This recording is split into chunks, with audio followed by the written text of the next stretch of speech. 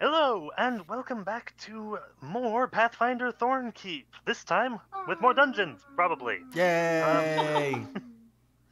Possibly Yeah. dragons, too. We still got that thing to worry about. 100% less eyebrows. The old Dungeons and Dragons quote. I see all the dungeons, where are the dragons? This isn't dragons, this is math! Alright, Dave, thanks, you're on... So, Dave is on dungeons. Frank, you were on dragons? No, I was on dungeons. Alright,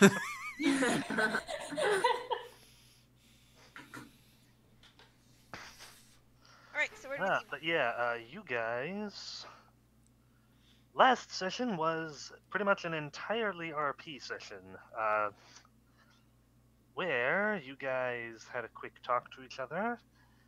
You had a confrontation with Signifer Oritian Hast of the Hell Knights, and were able to secure Sumiko's freedom. Also of note, you guys had started pumping pollution into the isolated water after stopping the filtration system so that the water will stagnate, they will suffocate, and die. And they being the shark mermaids, the Adaros, and whatever else happens to be in that room. We gave them a chance. Yes, you did. We started with diplomacy. They ignored it. Yep. The consequences are on their own head. The consequences is death. Also, Pavla began making some discreet maneuvers with members of her guild after a talk with her boss. While the threat of inter-party drama between Pavla and, I'm going to say specifically Dr. Devino, is still in the air. It's not exactly present. It's not thick yet. And you guys had just wrapped up in the Thirsty Ogre, toasting to friendship. Most of you. And to freedom. Insert cue of Joel drinking his drink. I have a new drink soon. So, you guys are in the tavern. Did you have any plans? Or anything else you wanted to do while you were here? Besides breakfast? Might as well ask. You know we're a strong RP group when breakfast is first on the list. I don't think we had anything particular we need to purchase in town. Mm-hmm. Let me actually. Oh, I need to write down the 333 gold that I got. I never wrote that down. Whoops. Alright, well, as you guys are enjoying your breakfast, presumably making small talk, or maybe not even speaking at all, depends on how much you're enjoying the breakfast, suddenly you hear a loud noise. Uh-oh. Quickly followed by the words, "You bastards!" Oh boy. I turn slowly. A very angry dwarf in cleric robes is there. Oh. Oh no! Oh no! Oh, What's all this about you starting a friggin' war over at Idara's place? Come on! Since he's approached you guys very Itaris? forcefully. That's the drowned rat cleric, right? Yeah. Oh. We started nothing! We reacted to someone else starting something. It's just pretty. That one. It doesn't matter! Do you know how long I have waited for something like this to happen? Oh, that's why he's upset. The people need to know that this stuff is the domain of Gorum. But no. Of course, the battle happens at the local god's place. Of course it does.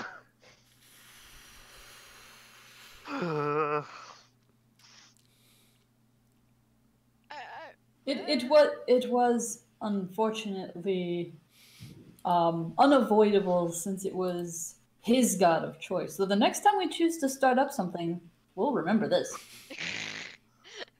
You'll be first on our list. Could you not Next have time at least... we want to start something. I'm sorry we couldn't have at least invited you. Yes! That's a good point. You could have invited me. me and my natural unintelligence here. So much wisdom, so little To be intelligence. fair, most of the town was invited. If he didn't figure out he was too, I can't help I it. think he was drunk at the time, wasn't he? Yes. To be Ow. honest, what you could do, because the battle was forced out of the chapel of the drowned rat, there is nothing to say that a sermon, perhaps from a priest of Gorum, condoning the use of force in the situation, could not be put on, perhaps even in the square directly outside. There were a number of individuals who were there who witnessed the events. A blessing of Gorum upon the town would not be non sequitur at the moment. Yes. He comes down a little bit, enough to appear thoughtful. Yes. Yes, I think I see your point. Yes, I can use this. I can take this to the town square. Yes, the word of Gorm shall reach this place. Yes. I almost want to say praise to Gorum, but I'm not going to. I don't want to get him started any more than we have to. Yes, I see your point. And you all, I'm sure someone has at least seen you enter the shrine. I can use this, because you are the ones who sent them onto the street. Yes, I can use that. Yes, haha, of course. He is now muttering to himself, getting a bit louder as he is going out the door. Such a jolly fellow. Yes. Do you think we could get more holy water out of him now? What would we do with it? Well, apparently there's an army of Obviously, undead that's coming our awesome. way, so if that happens, be a nice stockpile. I mean, if we just tell him there's an army of undead coming our way, perhaps he will get to work making it, and then at the proper moment disseminate to all available parties. Better thought. Good one. I need more coffee. He is a zealous individual. Slowly I don't think there's a word strong enough for his zeal. No, I think fanaticism works. Yeah, I agree.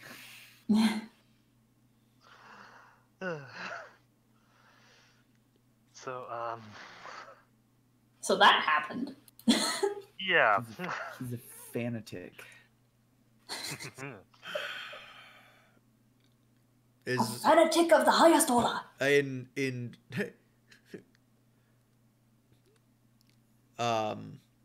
health wise, mechanically, is everyone completely healed up? I don't know. Let me look at my character sheet. Mechanically, I am a murder machine. Oh, wait, I just... We rested, yeah. Yeah, Yes. everyone rested. I think everyone is. Yeah, I only had mostly damage to good. my vigor, so I should be okay. Okay. Right. I believe I was the everyone's same way. Fine. I had Yeah. spent a lot of healing. Yeah. Oh yeah, I'm back up last to time 48. To try and make sure that nobody had wound damage.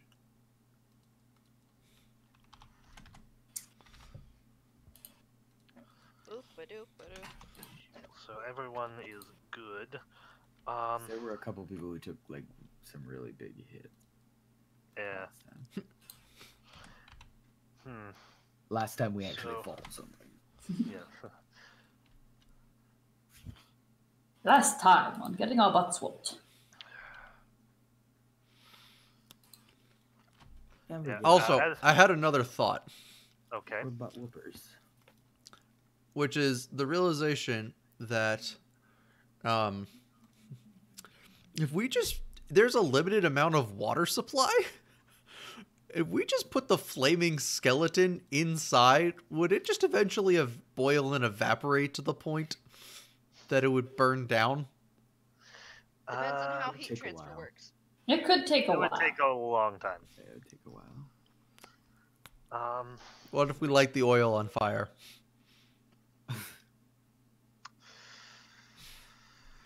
I mean, it would burn the fire would oil eventually before the water. Honestly, consume it would take even longer. I think. an oil fire, like an oil slick fire. I don't think it evaporates a ton of water. Yeah, because the whole point is that the fire is consuming the oil. It might boil the water around it. Yeah, which would release the steam, but it wouldn't last as long as, say, a flaming Right. skeleton. No, the cubic volume of the water is Alright. way Also, I don't think the heat of an oil fire would be hot enough to even boil the water.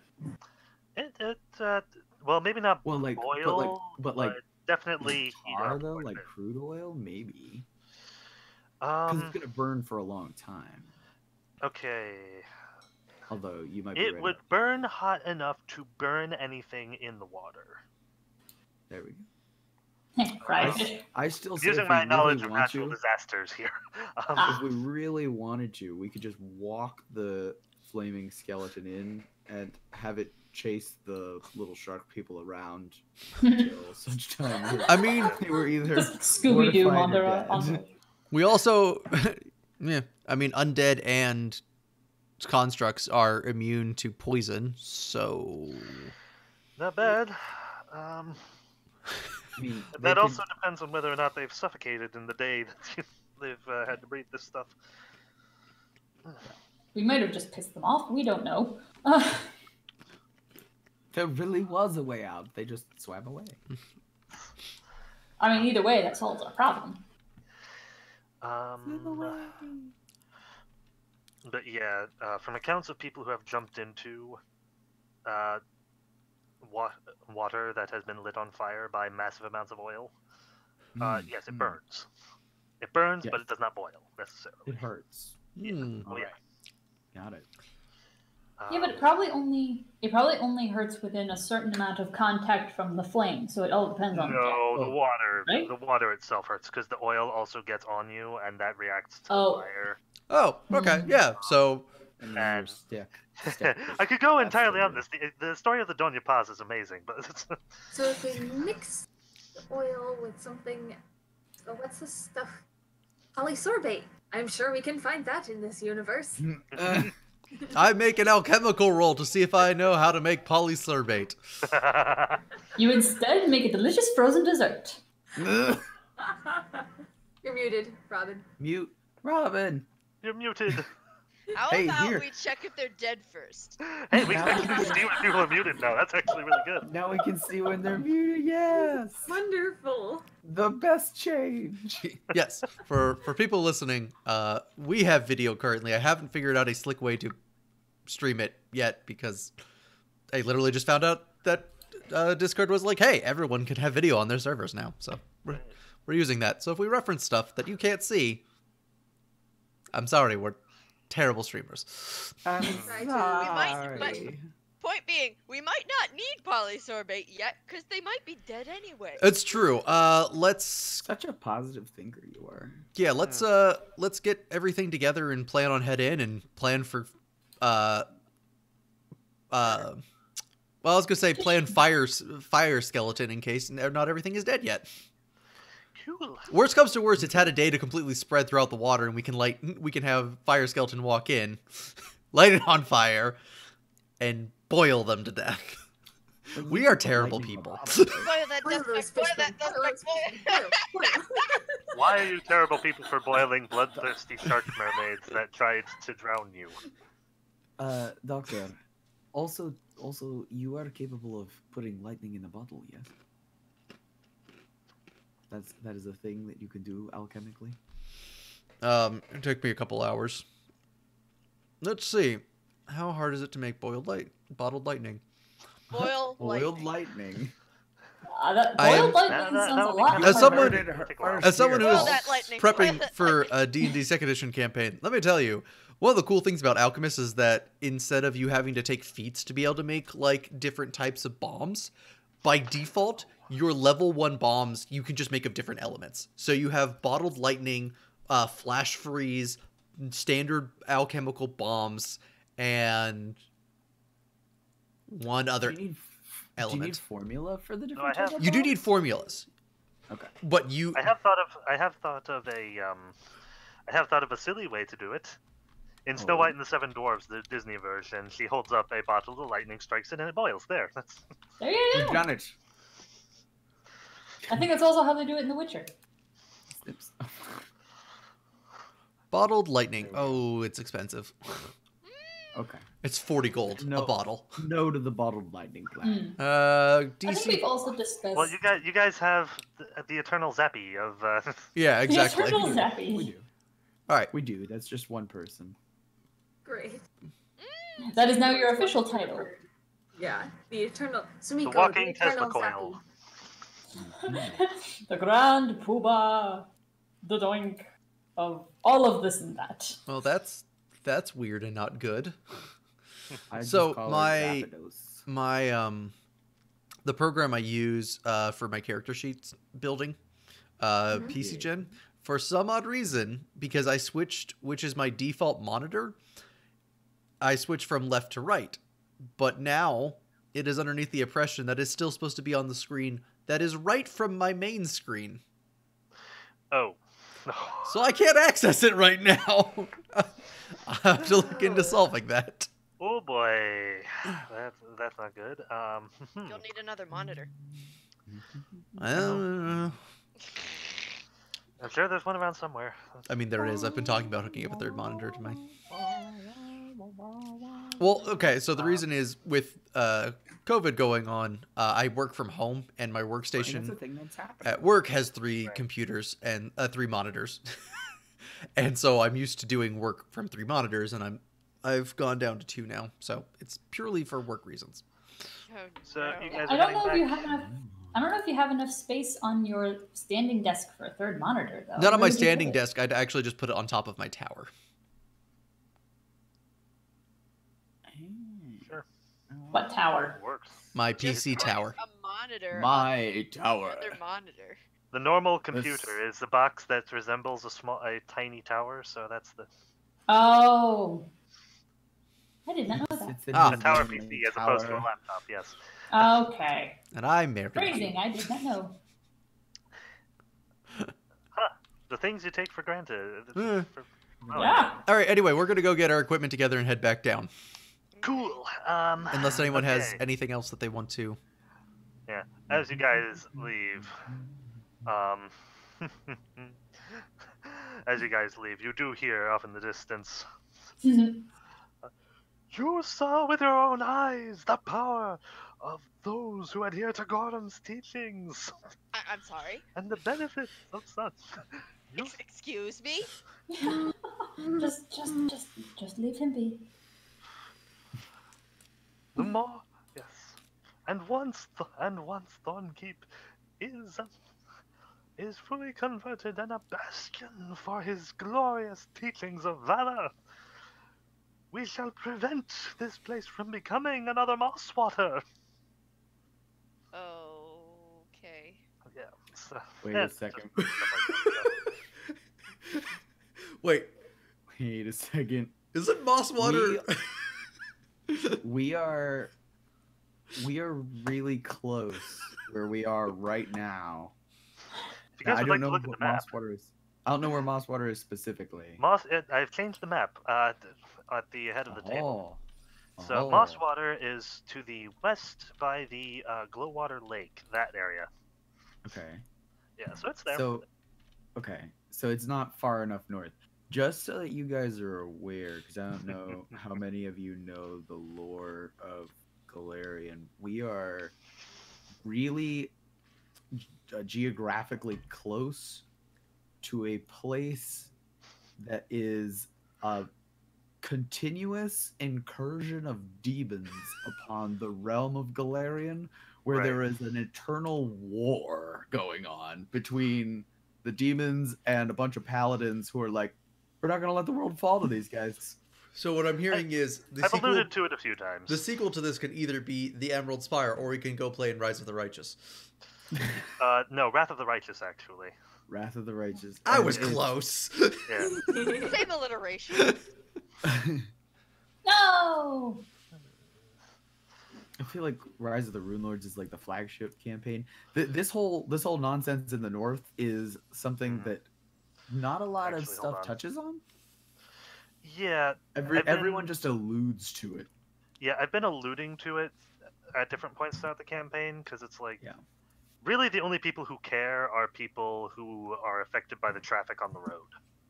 The only reason I know about it is because I've read so much of the Kingmaker And- stuff, and they're like, "Hey, if you guys go to the left, it's real dangerous over there." Yeah, yeah, and also like the reason this is a big hub for some less than good activity is because the main road the Crusaders take to get Yeah. up there is really. And that I mentioned a few times that know people this are place is there is a road that is literally called the Crusaders Road. right. Yeah, I brought up a few times that some people are just like, they're doing another crusade or something. Or So something. this there's is a crusade! Another. As if it's not continuously happening. no, there's actually a numbered crusades. It's a significant enough event that exists within the realm of occult knowledge that I know Magdalena would be interested in it. Right. If only because she'd be like, that many paladins in one place have to leave relics behind. Yeah. And also, actually, you know what? Sure. You can have Magdalena make me a knowledge history or knowledge local check. Be back On that in real quick. 2 shakes of a rabbit's tail.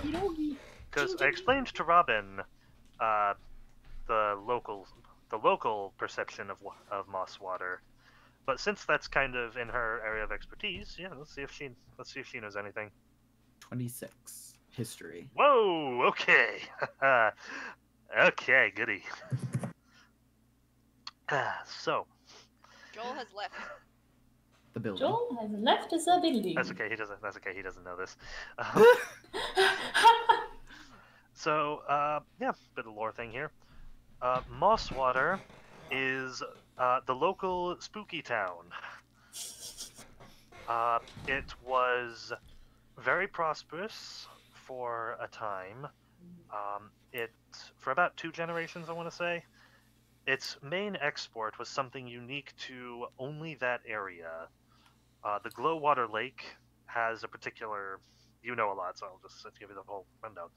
The Glowwater Lake has a particular substance in it that glows in the dark. Yeah. And they've figured out a way to weave it into fabrics and sell it for pretty good price.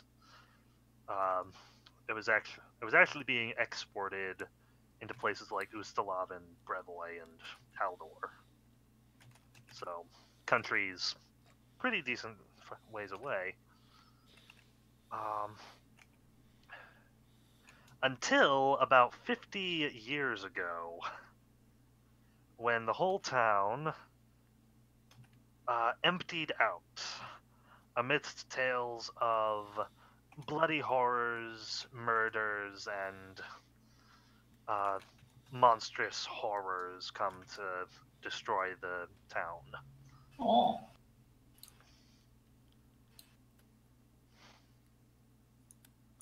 Okay. Some accounts speak of it being a bunch of monsters that came out of the lake. Other accounts state that they had built the town over a burial ground and there's angry ghosts, to which the ghosts of the townspeople who were brutally killed have now been added. Another one is that some of the demon there's been an incursion of demons in the area. And there's also been a fair number of tales just talking about ghostly images over in that town that can probably be chalked up to the glow-in-the-dark lake. Wasn't there also talk of but- possibly an aboleth being in the lake? Yes, there was also talks about a potential aboleth being just in there. Yeah. There That were makes sense. statues to a very Oh. specific abyssal lord in the. Room. Who would have been alive in a society Yes. raised by aboleths. Yeah. Also, yeah. Also, there was one other. There's also. It's also been a bit more of a popular rumor lately that the substance itself was poisonous, and it drove the people mad, and they killed each other in fits of madness, thinking they were all monsters. Spooky. Yeah, well, now as a player, I want to go ahead to Mosswater, but Yeah,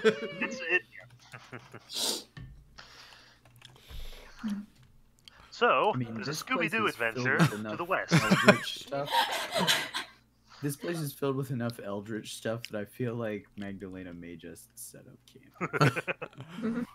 Yeah, so I feel like taking remember a break. remember how we were talking about buying a house, buying the business here? We'll just buy Mosswater. yeah. Ooh. Oh, that's the other thing. Because it was abandoned in a hurry, there's also rumors of. This was much less interesting to Magdalena, but given that check, she'll have heard of it. There's also rumors abounding that they left a good chunk of their stores there.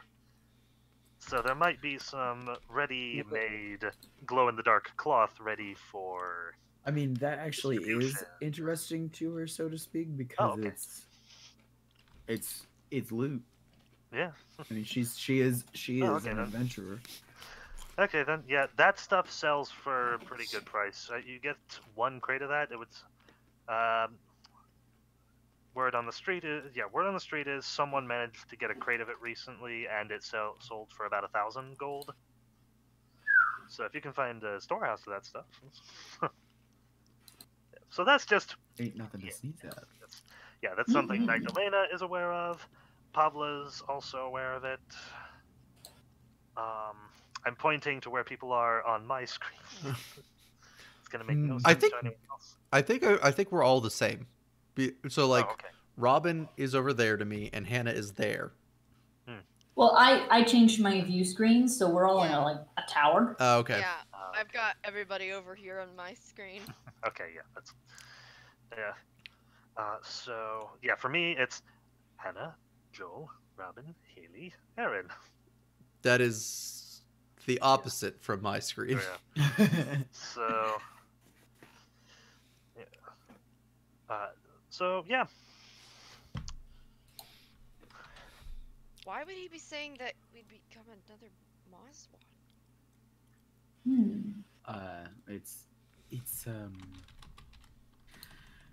It's just I think a clever serpent ploy that he's attempting to use. Local tales of destruction raining down. Everyone has heard of the boogeyman, so to speak. What's a boogie? The boogie cat. The boogie. Oh no! No, the boogie snake. Yes. Oh no!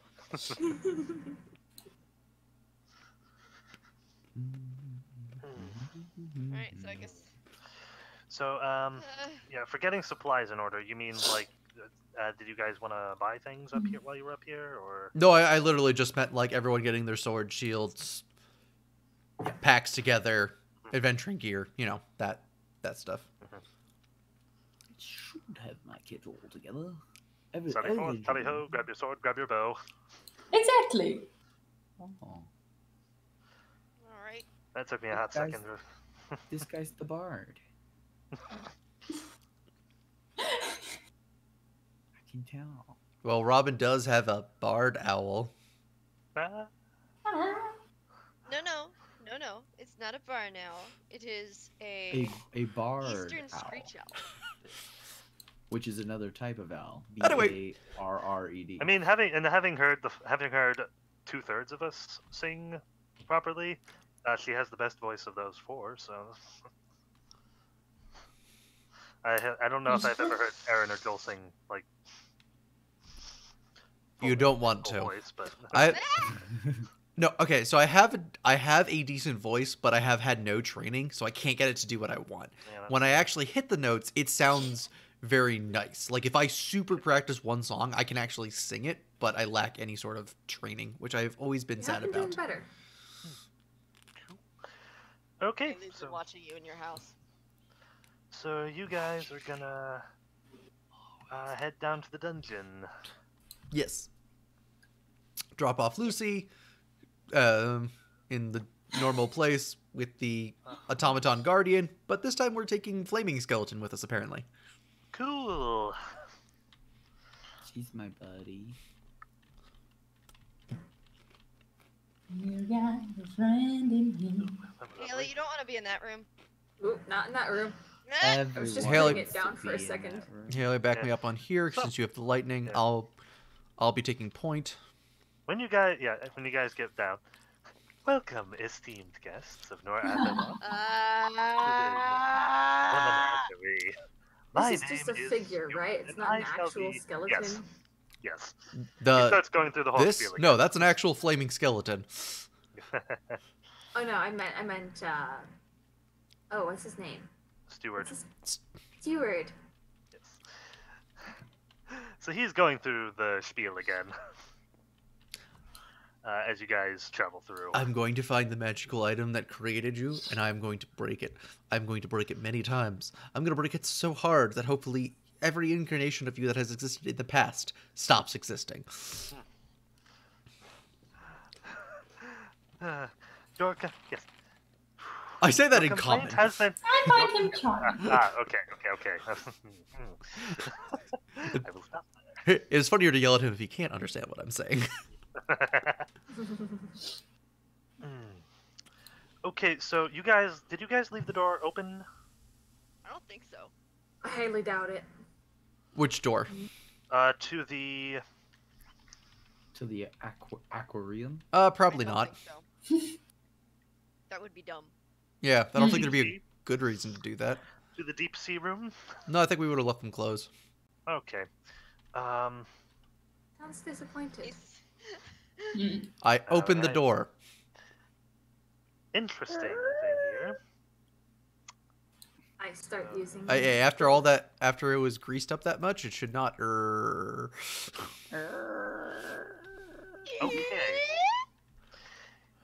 You guys, this room has changed. Uh-oh. Me too.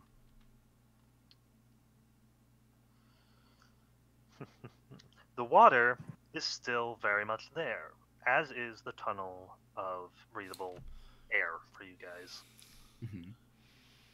But the water, rather than being crystal clear and full of vibrant life, has, in addition to the oil slicks that you can clearly see kind of moving along the surface of the air tunnels, Mhm. behind that, the water is not good. This is it's best described as black and grimy. Mm. Ugh. like a certain pond. This none of us- is not fresh water. Or Nor fresh is it salt water. Yeah, or fresh salt water for that matter. Yeah, this is not clean water. Even discounting the oil that you added. And you can't really see. Oh. Uh-oh. Oh, I think The room, I will state, is very still. I mean, if we can't see them, they can likely not see us either. That's actually a very good point. We can just try to sneak into the next room. Cool. I shall. Please tell me I had the foresight to. I did. Okay. I did that last time, and you guys never had to use it. Yay! Yeah, I'm gonna go back around the thing and quietly explain to the party what I saw in there. And I think that it's cloudy enough, even if they are alive, we should just be able to sneak through. Okay. I wait to see if anyone has a reaction to that or disagrees with me. Pavlin nods. Ooh. Sounds good. Okay, we try to stealth through the thing. Should we Okay. well, no. You guys succeed.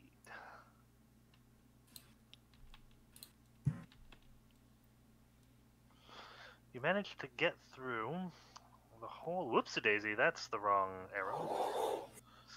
You guys managed to make it through to this other door. I'm just gonna. I should have this right here. Okay. There are no locks, and there is no trap on this door.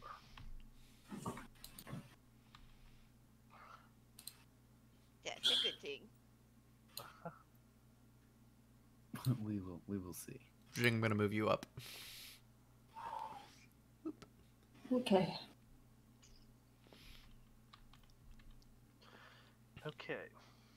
What do you do next? I make hand motions with like the, I will go down in history. and I open the door. Okay. Da You Vinci. see ahead of you is a hallway. This hallway goes straight up 5, 10, 15, 20, 25, 30 feet to another door, or you could turn right after 15 feet and go to that door. Combat roll into the room, Okay. mainly so we can get out of. As you guys move into the hall. Oh, by the way, I should mention who had a good Pavla, actually. Yes. I should mention that in this canyon room before the water room, Mm-hmm. you could see bits of green stone peeking out from the wall. Stone that had not been there before? Hmm. Do I notice if it had been there before? You cannot recall. I've got the menu Okay. for this. Dr. Devino. Steward flies over everyone Oh my. He's such a thoughtful and person. gets in front of you.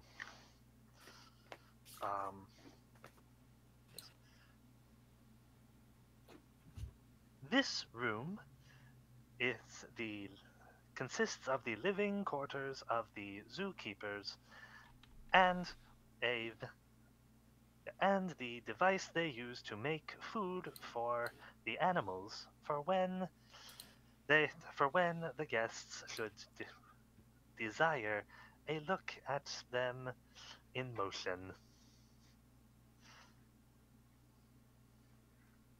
Oh, It gee. is not part of the tour. And so I would advise that we go into the what's this called again? Into the Red Sky Desert Good heavens. along that hallway back there. Pavla, you're up. No! And I push past him. You fit under Steward perfectly since he went over everyone to talk to Dr. Devino, and you're just shorter than that. This is a floating helmet. So, I'm gonna examine the door. cool. This room is not locked. Oh. Oh. I'm gonna check the door for traps. No traps either. I guess I'll open the door then. It's stealthily. You open the door.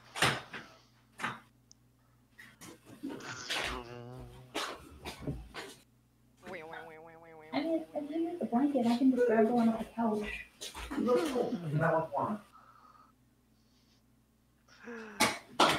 Sign.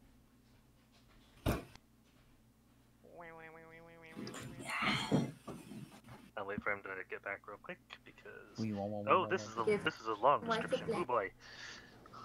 The door up. Don't tell him I said that.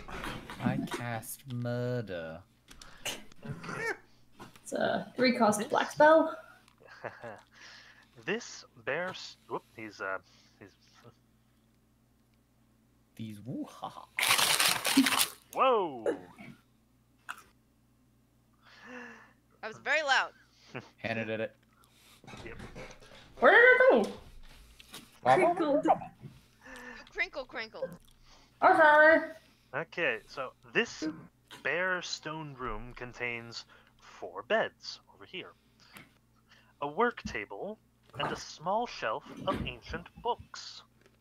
Uh-oh. And Dominating the north side of the room is a massive, this square here, by the way, is a massive mechanical apparatus. Its main feature is a single stone block the size of a horse, hanging 15 feet above a carpet of shattered bones, rock dust, and other debris. Ooh. A chain as thick as a human thigh runs up from the block into a small dark cavity in the ceiling. 2 short stone ledges, situated on either side of the stone block, form a shallow container for whatever happens to get crushed beneath the smashing device. Flush against the device is a, so on this side over here, Pavla turns to the party. is a large wooden wheel with numerous pegs. The wheel is attached to a crank fitted to a chain that runs parallel to the one attached to the stone block and into the ceiling again. Pavla turns to the party and says, I believe we've found the Smashinator 5 million. Clever. There. Ooh, goody. Goody? jump. Oh, Hold on just a moment. I want to see something. holding. Do-do-do. Please hold. DM is Pavla. processing. Yes. You are suddenly Yeah. murdered.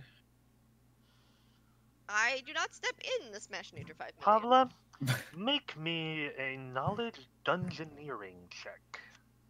I don't know if I have that, but I'll try. When you fail, the Dungeonator enchants you and you begin to walk towards it. No!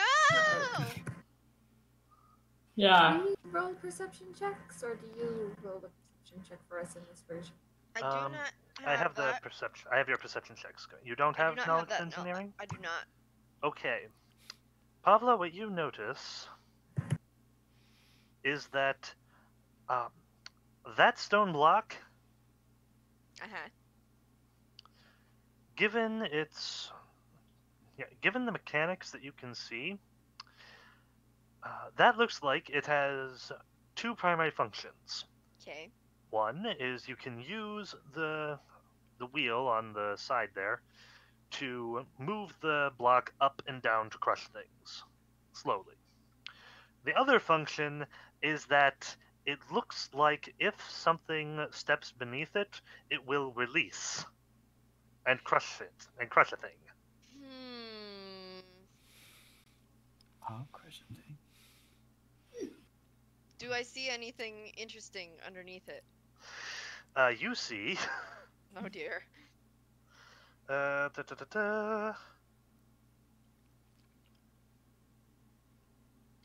Okay, yeah, you see.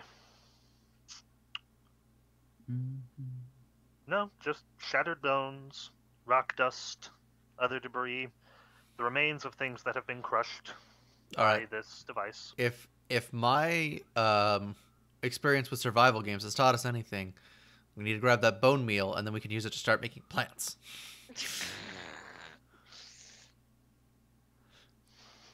Yes. Anyway, you said there were books here. There are books here. Are they have they been preserved? That is a good question. Like everything else in the dungeon? Because if so, I'm yelling for Magdalena. Yes. Mags, we've actually got some preserved books here.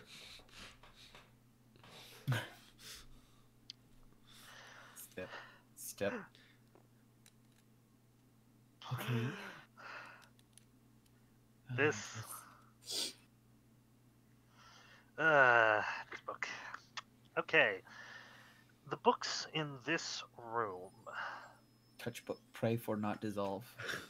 No, these books are in pristine condition and are clearly legible in Aslanti. Oh, Okay. Most of them are actually appear to be documented research about the various creatures that you have found in this dungeon. Okay. What they are, where they came from, how to take care of them.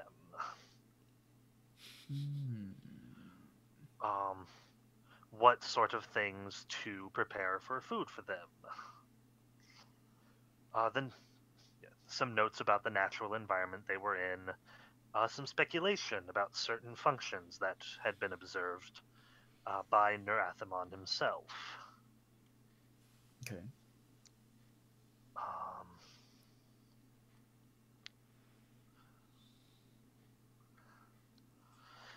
What else would be in this room?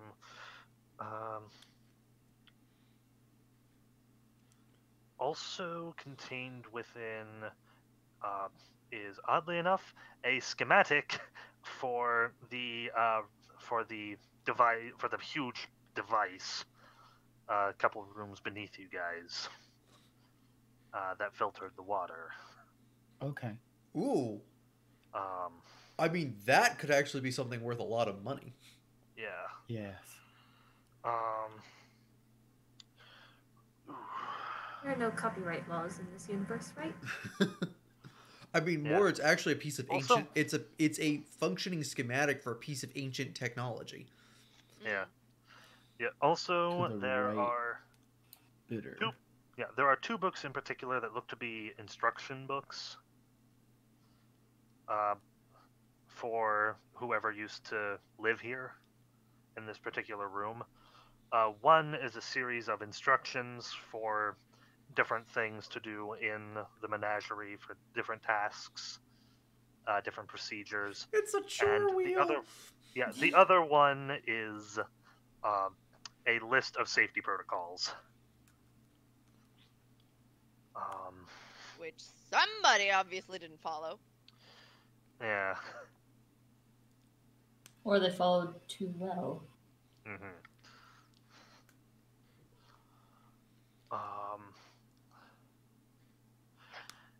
One of the safety. Are you skimming these, or are you reading through them? She's just sitting down and Like, just are you reading fully through all the Like, books. are you speed reading them? Are you skimming them? Are you like Initially- looking through one of them in particular?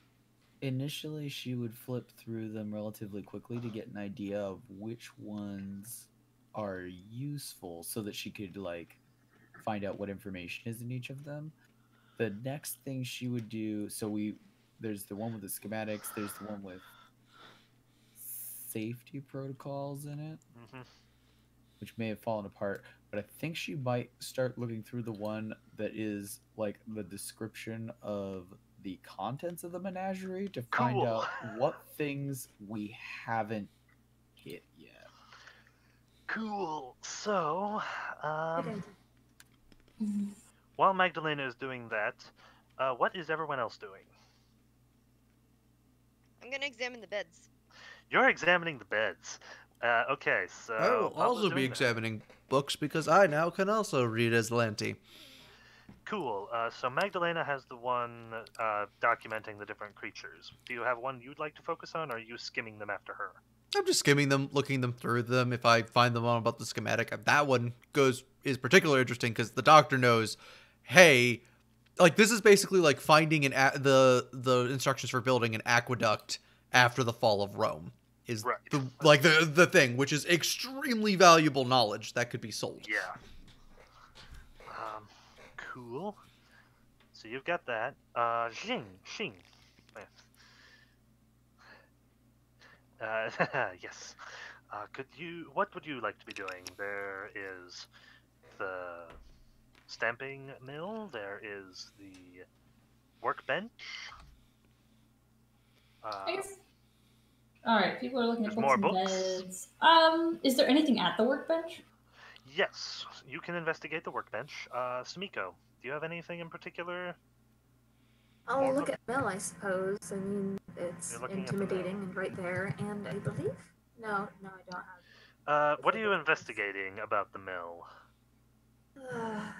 Hold So on. here's what it looks like. Wanted to Let see me- now, yeah. Oh, well, I have like 3 in disable a device, so I guess I have some idea how things work. So, well, yeah, basically, if you scroll over to the map, I'll just quickly go over it again to make sure. Whee!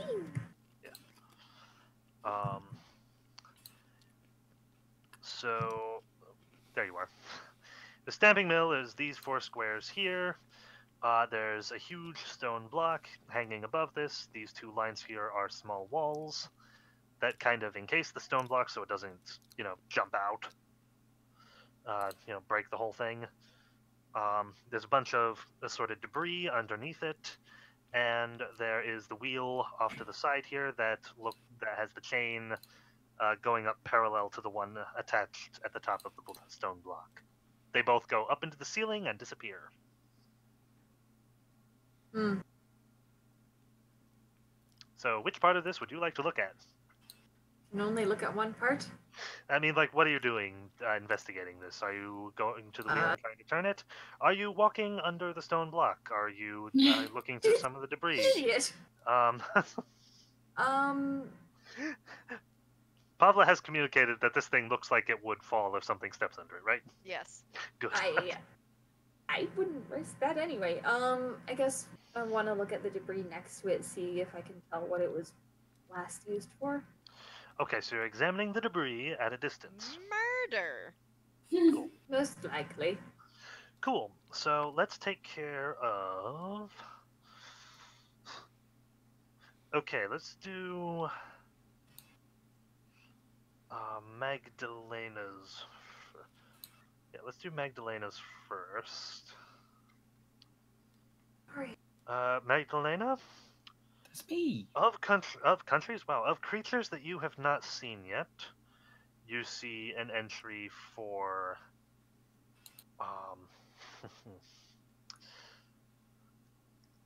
for 16-foot scorpions. You see an entry for a decapus. Octopus. Mm-hmm.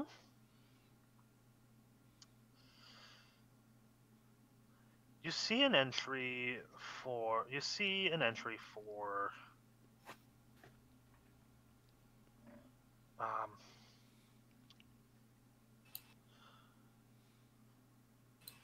a strange ogre-like creature that the author has failed to name. You see an entry for a unicorn. Oh. See an entry for a sphinx. Oh. And then that's it. Okay. Does it have an entry for the amphispina as well? Mm-hmm. It does have an entry for the amphispina. Yeah, it has entries on all the creatures you've encountered up to this point, except for the gibbering mouther and the garden ooze. Does it have anything interesting to say about the giant anemone? It actually is listed in there as a living creature, and there are very specific instructions to make sure that that gets fed. Oh. The procedure for that is to wait until Nur-Athamon himself is present, Hmm. so that the Adaros don't do anything stupid. Then the keepers are to come in. They are to feed the Adaros, make a big show of it, and while the big show is going, there's a whole procedure about the show and how that would get shown off, and some of the things they would do or say or make it a bit exciting or cool. Oh, so it's like Shamu. Yeah, and there's also instructions that while the show is going on, someone will discreetly make sure that the sea anemone is fed. Interesting. Does it say how? Yes, they have. They are to supply it with some of the local caught fish, preferably live. But if not live, then excuse me, either affected by stasis or ice magic.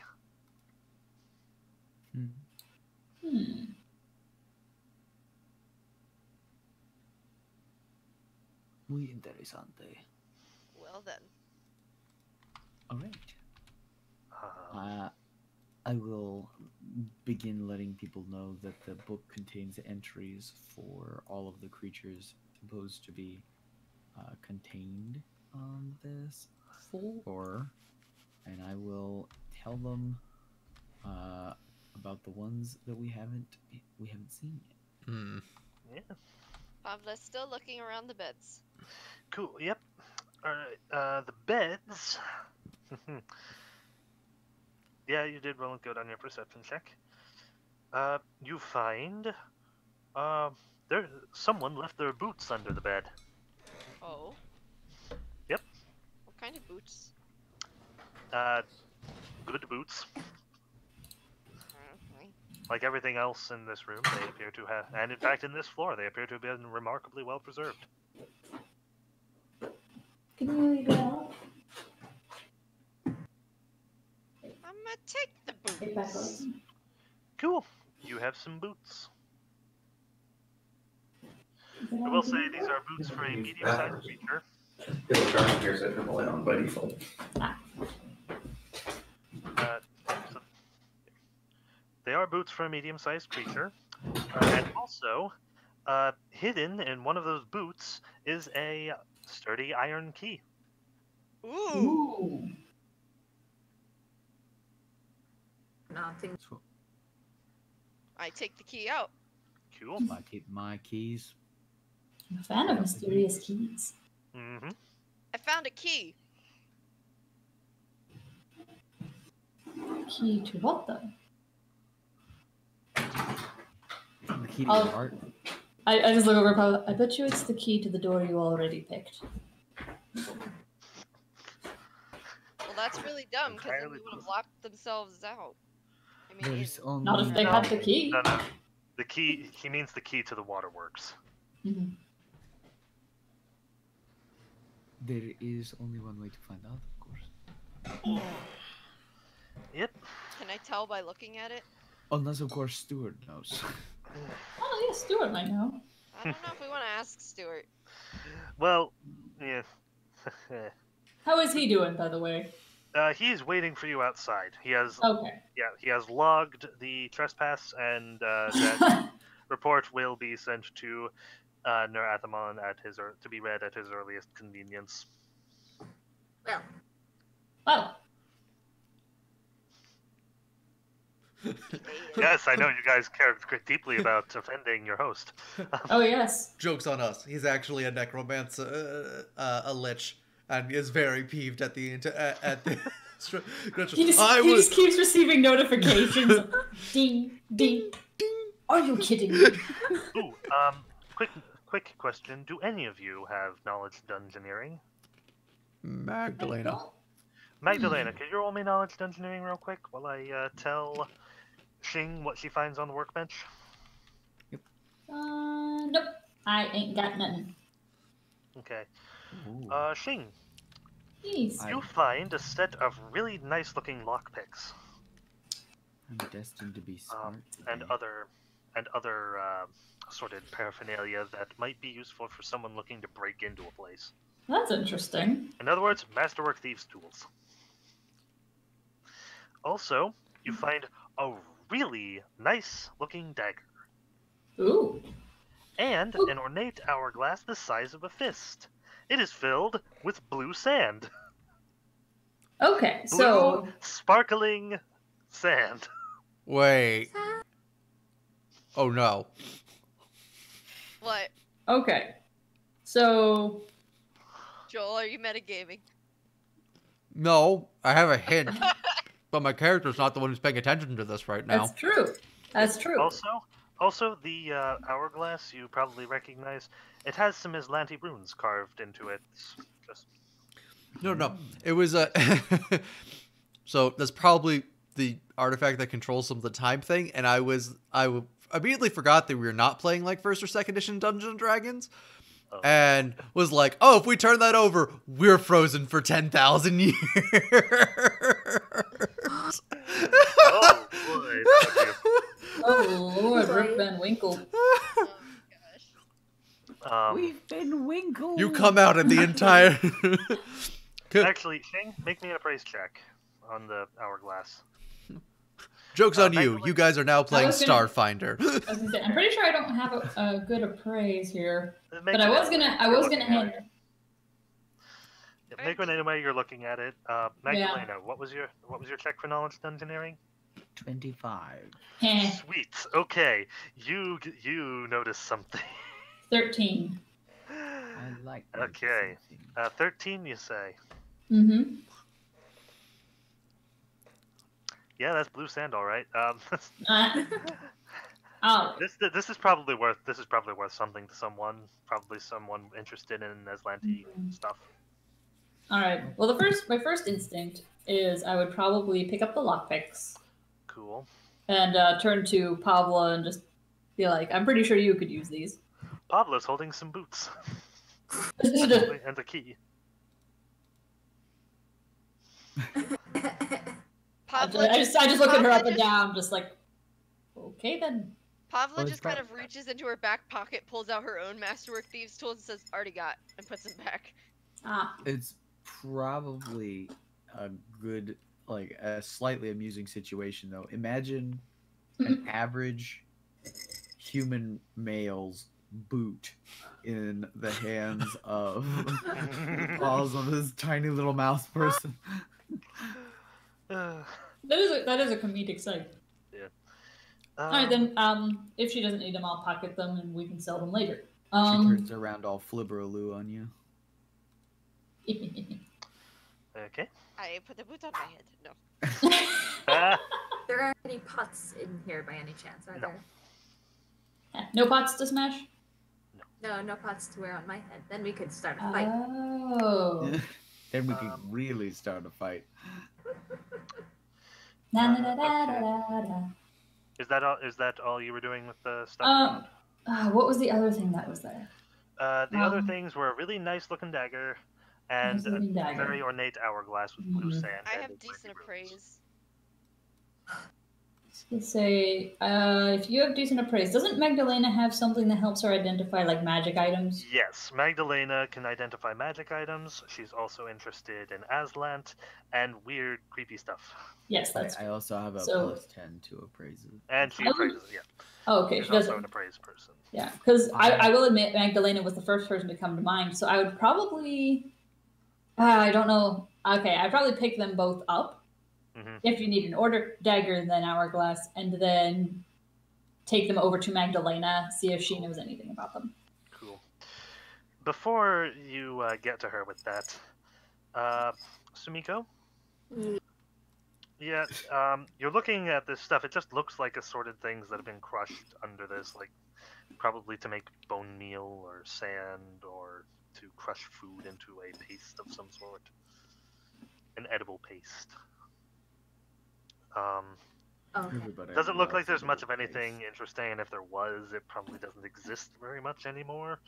Um, but while you're doing that,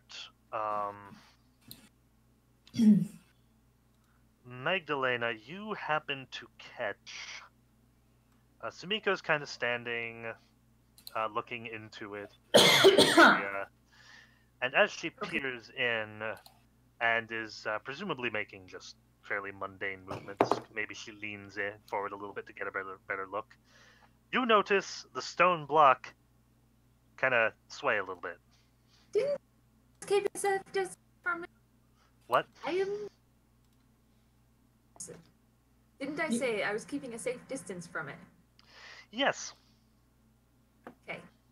All You right. did in fact say this thing. Magdalena. Yes. Yeah. Okay, you know what? No, I'm just. You know what? I'm gonna text. I'm gonna send this to you via message. Oh boy. We're being visited by the Yellow Queen again. Yeah. She's a pretty cool dude. Mm. The babe with the power. What about the king in yellow? You remind me.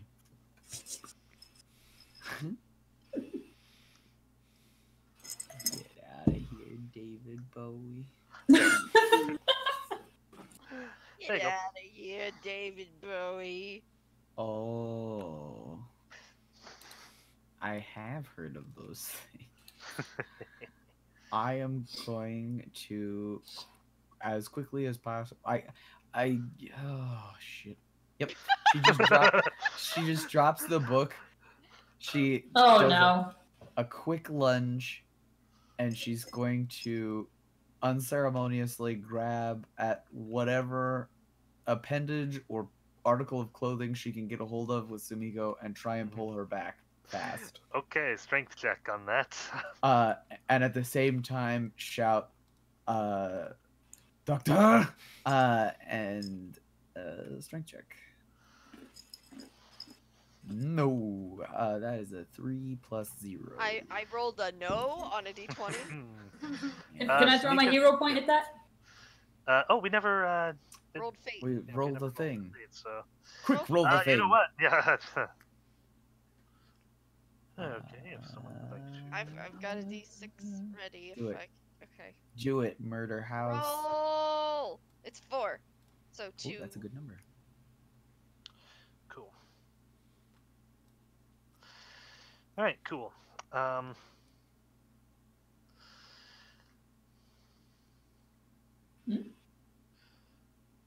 That's not supposed So yeah, we got fate points. cool. Sweet. Okay. So is this a thing that we really want me to succeed on, or depends. Sumiko, How Magdalena much is do you value Sumiko? Magdalena I- kind of gets a hand on you and is attempting to kind of pull you over while shouting for the doctor. She's not doing a great job of it, but are you going to resist? No. Well, it was a desperate maneuver. Yeah. Like she's barely got it, like a hold of your, Mm-hmm. the back of your clothing. So, yeah, it takes you a hot. It takes you. It's a little bit awkward and slow, and she kind of walks herself rather than being pulled over. But Yeah. you do pull her back. Yeah, you do pull her back away from it. She's going to wave at it, and she say, that's not a block." Is it a mimic? Is it a dagger? I don't know, but it just moved, and I've seen a lot of things, but very particularly there are creatures who can take the shape of other things, like mimics, or in this case, I would surmise, due to the fact that he appears to have a particular love of things, another slime or ooze. Excuse me a moment. as Fingers I, go to the bridge of my nose. does love his oozes. Uh-oh. Uh-oh.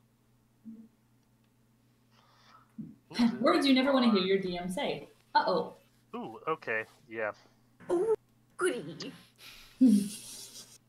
Oh yeah, if your DM says, oh goody. Right. It's the words "oh yeah" followed by the rubbing of hands together that is the worst. Oh no. Oh no. No. It's not the oh no, it's you do the that, do you? it's the oh yes. Yeah. All right. Draw a sword. Okay. Yep. No. Okay. Yep. Okay. Doctor draws his sword. Cool. You draw your sword. Draw my rapier. I take the action, run away.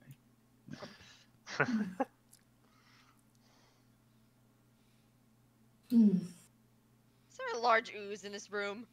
What do you guys think would happen if a large ooze engulfed a flaming skeleton? Ooh. Not good things?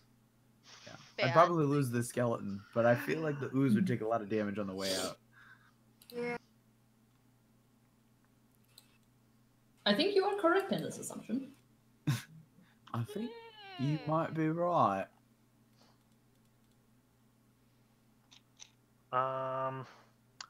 What was your knowledge dungeoneering check again?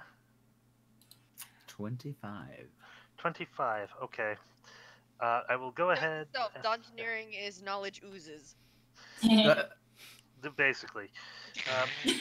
I will go ahead and let you know then. When it has taken the form of one of these things, for all intents and purposes, it is that thing for the time until it decides not to be. So it's like a curse. So if you send your skeleton to go under it and get absorbed by it, that's not going to happen. The skeleton will be pounded to pemmican. Right. Pounded to pemmican. That's a phrase you don't hear often. I don't want a pelican. Yeah, it will not so much go swoosh as much as boom. Boom. Yeah. Hit so hard the flame goes out. Bang. Oh no, my skeleton. Yeah, the splorch you have to worry Shalatin? about. The splorch you only have to worry about if it decides to. It makes abandon. bad movies. That's Shyamalan. Shama lama lama lam. Llama Lon? Shamalama ding dong. Megalon? That's the Godzilla universe Shyamalan. Alright, so you guys are on guard. On guard. What do you do? Well, I have a dagger and an hourglass in my hand. Oh, I it's all throw right. the boots at it. Hitting it will be Please like don't hitting do that. stone in its current form. Oh, so we just need to get a pickaxe. That could do it. It is Or- pretty high up. or It's hanging we- 15 feet in the air If right we now. feel confident that the room has given us its spoils, we could also just leave. That's possible. I'm fine with that plan. All right. So throw the books Papa into leaves with- throw the books into a bag. Anything else that looks like it has value, grab Yeah. I was that. temporarily fearful you were going to say throw the books into the monster. Yeah. In that case, instead of showing Magdalena the things, I will tuck away the hourglass and dagger until we leave. Cool. Okay, It starts ticking. Oh jeez. you guys are Like leaving the room. explosion.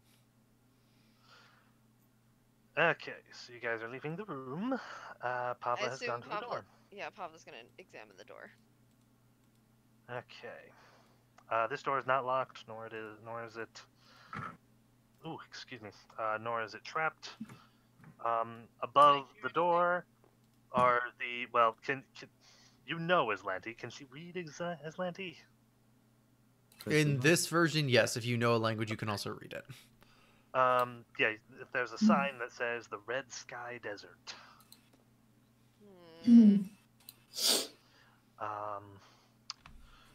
Okay, so Are you guys doing things with your loot first, or are you going to open the door to the room? Oh no, examine loot. Cool. Yes. It is a musical instrument. Sorry, I just placed my laptop down on my cat. All right. Yes, I'll. Now that we are out of room, I will ask Magdalena. Magdalena, could you take a look at these? And I pull out. They look very nice. Actually, make me an appraise check when she pulls. What are you pulling out? The hourglass. Yeah, but make me an appraise check on that. Aha! 21. Sweet. This would probably sell for about 500 gold to someone interested in Aslanti culture. Mm-hmm. In the circles you run, this would fetch a pretty good price. The runes on it appear. Yeah, the runes on it are the runes for time. Are runes depicting different aspects of time. Mm-hmm. The blue sand is not blue sand. That is sapphire dust. Oh. That's what I Okay. thought at first. I didn't have instantly any scary identified ideas. myself. Yeah. But yeah, this is a pristine artifact from the height of Aslanti culture. If it was in fact in the stasis, then it's entirely possible that this thing is practically exactly the way it was when Aslant was still at the height of its power. In the right market, this could go for a great deal. When I spend a minute examining it, do I determine any magical properties? Actually, there aren't any magical properties in this hourglass. It appears to be just a ludicrously fancy hourglass. Yeah. This is the height of decadence. Basically. It's just, I look at it like, I was at least expecting it to do something. Sure. Live until time. It does. It does something fairly distinct. I believe it wastes an incredible amount of resources on telling the time. I'm telling the time. And I'll also pull out the dagger. Do you mean to stab me? Yeah, We'll go right here. I found this as well.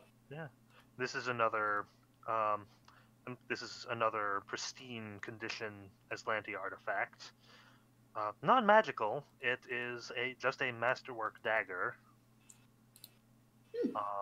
But made in an Aslanti style. Like there are cultural hallmarks of it. It's an excellent piece of work, but if you're looking to sell it again, we could probably fetch a decent price for it in the right market. To anyone else, anyone not interested specifically in the curios of Aslant, perhaps just a finely made weapon. I'll nod and place it back in my bag. Just goodies to sell then.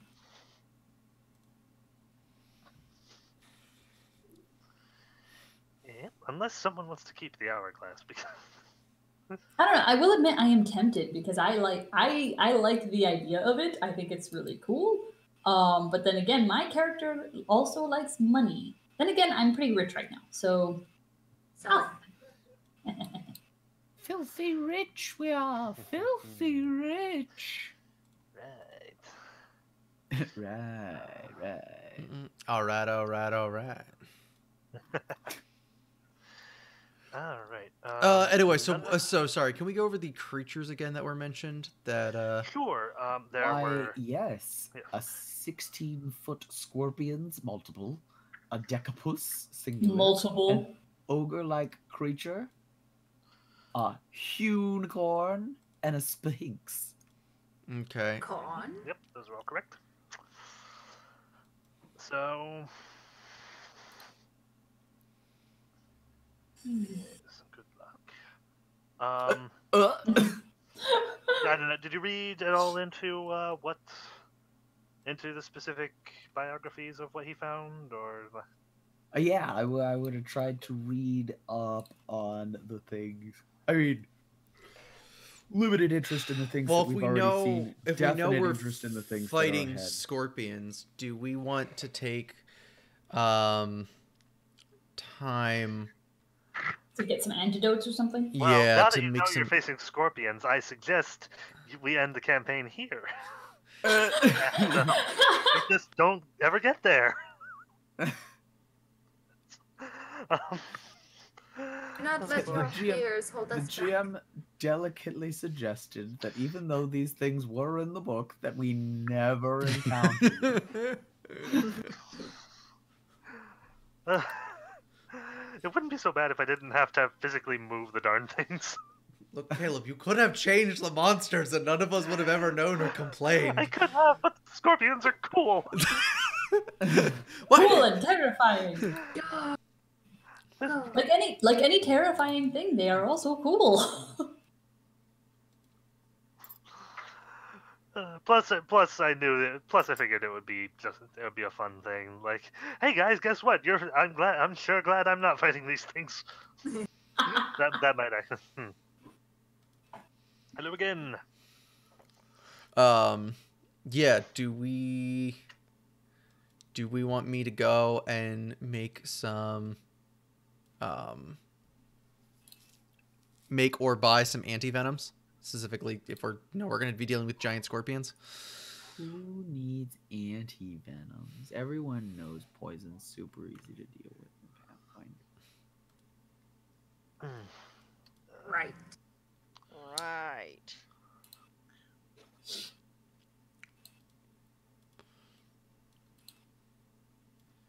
I am all for. I mean, we have the information. Water. We might as well prepare for horror. Does the octopus, the decapus, pardon me, have any eccentricities of its biology we should know about? Other than having 10 legs. It's got a human face and 10 legs for one thing. It's got a human face. Okay, that does count as interesting. I'm suddenly so much more uncomfortable with it. Is it worse? I'm sorry. Are the Sphinx and Unicorn noted to be different from your average Sphinx and Unicorn? Because those are both highly intelligent. I'm different creatures. from your average unicorn. Yeah, is it a nightmare unicorn? Is it like a My Little Pony pegacorn? Is it like what am I Yeah. This one, yeah. This one would be, you imagine you would be a fairly stock standard unicorn. It mentions that it is white in color. Oh, good. And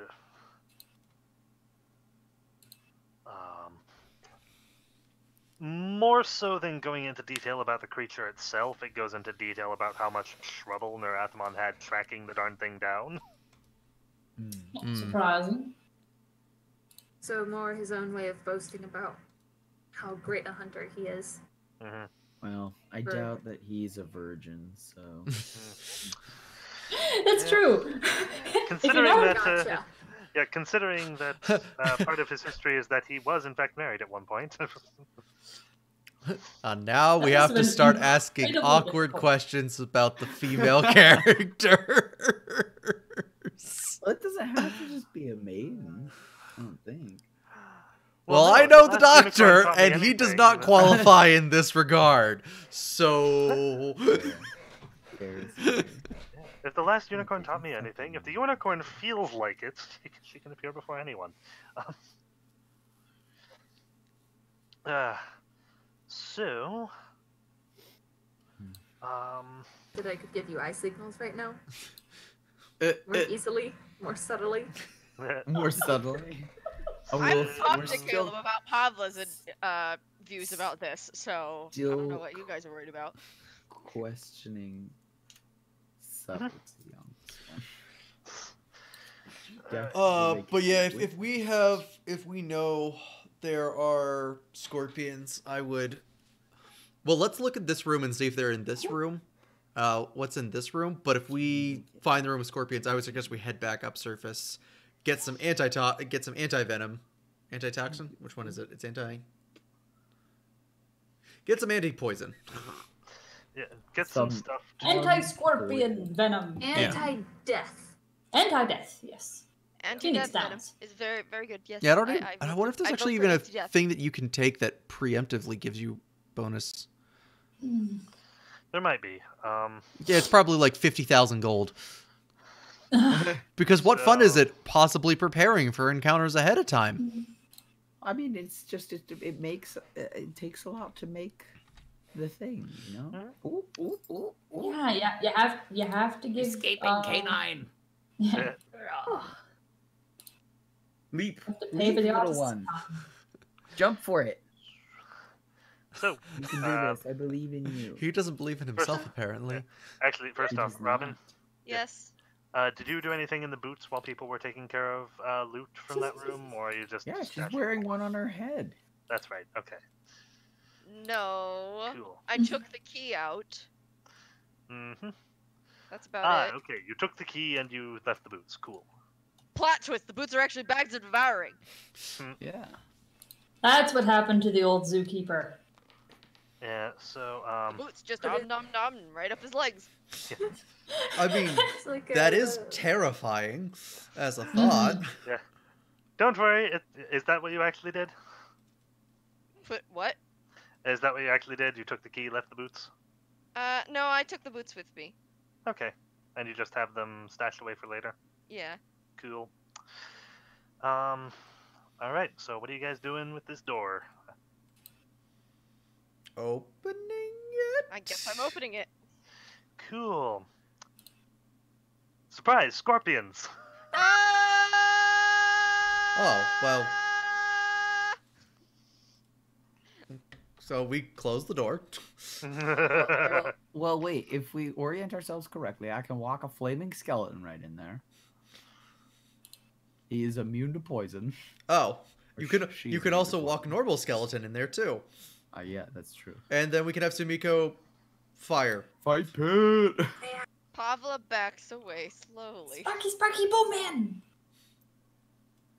Oh, don't walk too close to the skeleton. It does have an aura of unfortunateness. Oh, those are large. When I say Oh! 16-foot scorpions, yeah, So- Gosh. 16 feet. Well, That's a lot of scorpion. All right. I don't know if I can flame all of those. goodbye. Okay, I survived that. nice. Wait, actually. Necklace of fireballs. It's like, oh, yeah, it's like, giant scorpions, okay. Oh. Yeah, reading 16-foot scorpions is one thing. Looking at them is like, oh. I thought they had 16 feet, not that they were 16 feet in length. Their bodies are 8 feet long and their tails add another 8 feet. I read 16-foot scorpion and decapus and went, oh, he just really likes things with more limbs than necessary. Aha. Okay. But then what about the two-headed snake? Yeah. Why Amphisbino. doesn't...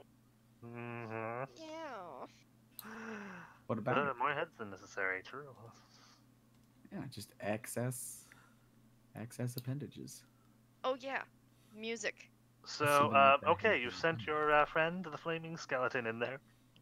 Her name is Audie. Gosh. Audie. Yes, you've sent Audie in there. The scorpions are not happy about that. Oh, I'm sure I'm they're sure not. they are. Would you guys like a orange. description of the room that this is happening in? It's the Painted Desert, right? This room. I'll just go ahead and arrange these. Does Audie have initiative? She can. This might end badly for Audie. No, nothing ends bad for Audie. She's such a No. sweet individual. A sweet, burning corpse of one of our Wow. former enemies. Their initiative sucks. These Me are too. words I like to hear. Actually, Audie's initiative is great. If I could roll worth anything. Note It would be- taken. A messenger from behind is now playing.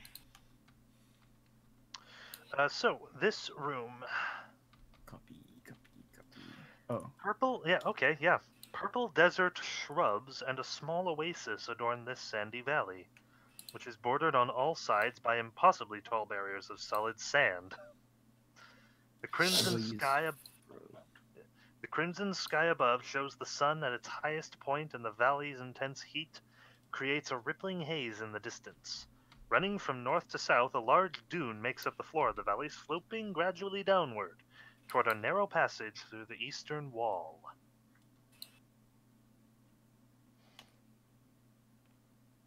So, you guys are at the top of a sloping dune that goes down to an oasis, and a passageway across from the oasis.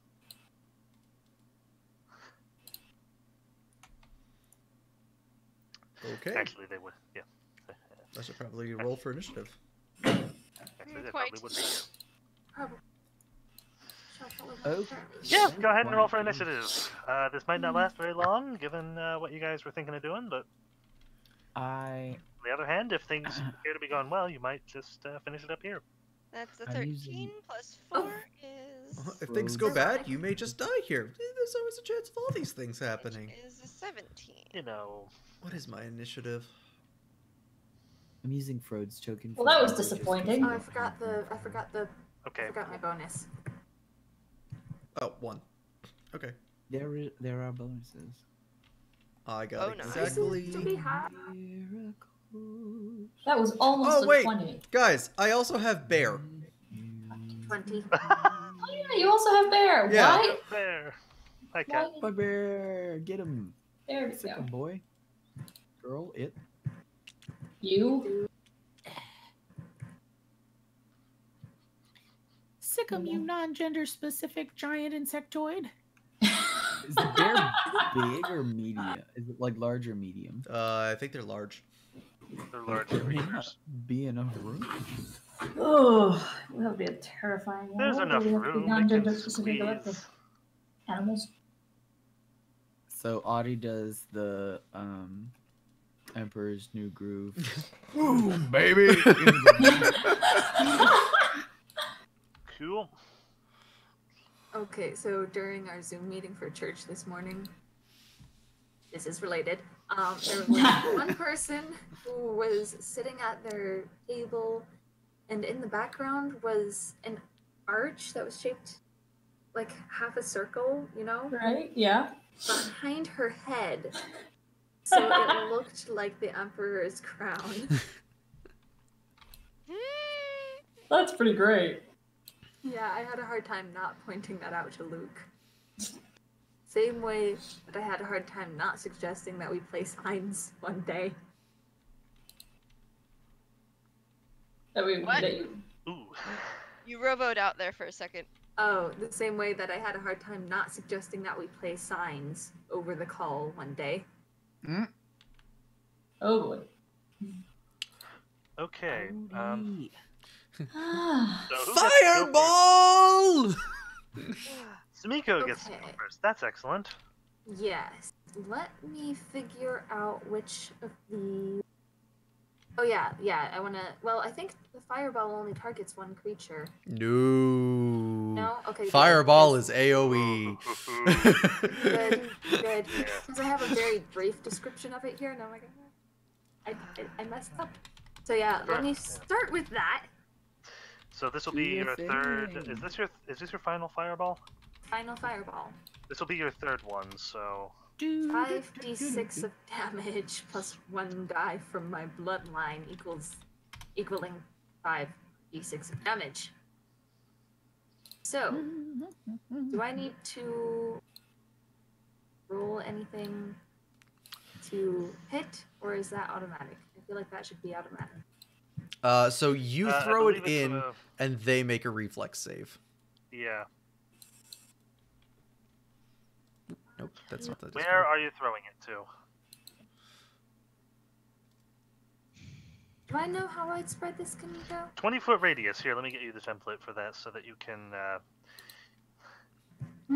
see exactly. Here it is. Yeah, I'm gonna have to throw this at the end of the room. I think.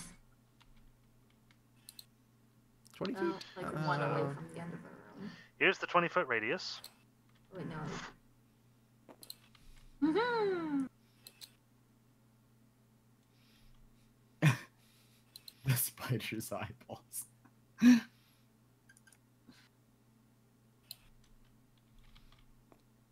Didn't ask how So- big it is. So yeah, so if you want to throw it like... So it does Back at the passageway. this... There. Would I be ideal, I believe. Yes. Cool. You can barely see the shadow. Yes, that would be ideal. Cool. Yeah. The reflex save. What is your DC for this save? Oh no. I made terrible notes, as I said. What would it be? It's against what? Okay, this would be. How do I calculate this, is what I'm trying to ask. Fireball is a level 3 spell. So, do you see your DC for level 1 and 2 spells? Rolling over.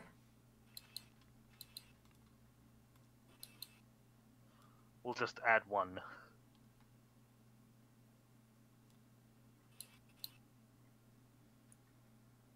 Of course, the one I look at says starting at DC 15 rather than the DC of the spell. No, like, do you have a character sheet accessible? Yes. Ah, okay. On the second page where it lists spell slots and stuff, there's also base God for bless you. the spell save Yeah. DC. Ah, yes, that's right. Yeah, so it would be a DC save of 17.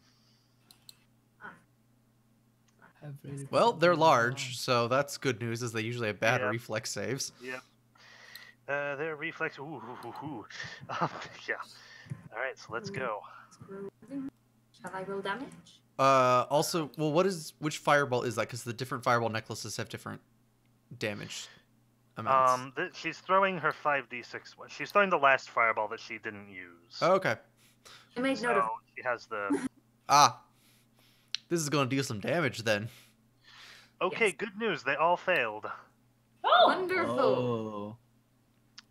Words I don't Is this usually like to cumulative hear. damage for all of them? Hmm? This is cumulative You damage roll, for all of you them? roll the same. You roll your damage, and I believe they all take the same damage from it. I think. Yes, that's why we've been doing AoE attacks. Okay. 24. Roll your dice, you move your mice. Nobody gets hurt. All right.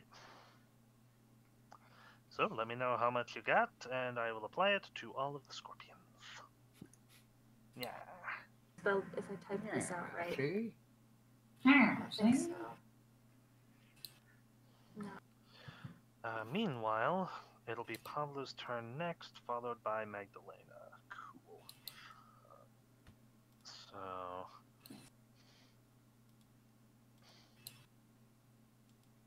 Anyways, okay.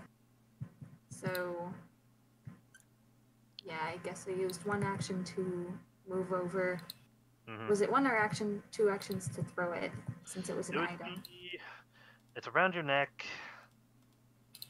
so you would have to take it and throw it, which is probably. I'm gonna say that's the same as pulling an item because you would have to physically maneuver it so that it would throw. So Right. yeah, that would be your third action to throw it. Okay. So I will be okay, right back. just let me know how much damage you do. Bye forever. 24. Sorry, I said that a while ago. Oh, sorry. 24 damage. Okay, so he goes down to that. This one goes down to that. This one I keep missing. Goes down to that. And this one... Ooh. Goes down to that. Okay, cool. Yeah! All of the scorpions begin to bake. Ooh. They're lightly crisp. Yeah. The somewhat Crispy crispy bugs. You could put them in candy and sell them. No, don't do that. Mm. People are sick. Mm. I cannot physically. Ooh. I remember that from Arizona. Why do they do that? Ew. Because of weirdos. Ooh, you don't know that weirdo. Whoa. Anna, Whoa. Sean Yoder. That's why. Hashtag because Sean Yoder. This is. Yeah, these things are why Skyward Sword is going to forever hold a position of great It's Tempted and fondness for me. disgust. No, it's gonna- Scorpions? Yes, it had one as a boss for the third dungeon. Right. That you had. It was hiding under the sand in an arena that you couldn't get out of, and you I had to remember uncover it. And then it jumps up. It's about as big as these things. Actually, it's bigger than these things, and it's horrid looking. But, Well, he can't help that. but He was that born was this like way. I managed to man up Mm. and fight the thing. It did not touch me once. I made sure. I fought that thing so carefully. Look, Caleb, we are trying to kill these things as quickly as possible. All right, I hope you appreciate that. For you. So, For you, we do. I was this on thing. I was on such a high after that. Like the main boss showed up in the cutscene immediately following. It's like, yeah, screw you. Come on, bring it. I fixed my fears. You cannot touch me. Yeah, I am invincible right now. You have no idea what you're facing. Oh yeah. Oh, Hannah, for your lighting situation, if you just swing your laptop around and then light the lights, that'll probably create a better lighting situation. Nice. That's true, but that would involve me like moving. Well, while we're waiting for Robin, have time. All right. All right. Also, I am suffering without my kettle because I can't make myself a cup of tea. This. I'm suffering with the kettle. To your kettle. Oh, she took off her headphones. She was working on a project and she left it on and forgot about it and Why is the Destroyed bathroom it. light on? It melted. Alright, so QED. My poor sister. What? What's My poor get her an electric sister. Oh no! Pabla, Because then she Pabla, had to set it ahead of time your turn. for green or black or black tea. I don't know what I should do. It's entirely up to you. I believe we have a new kettle on the way. I'm happy for you. Mostly happy for her.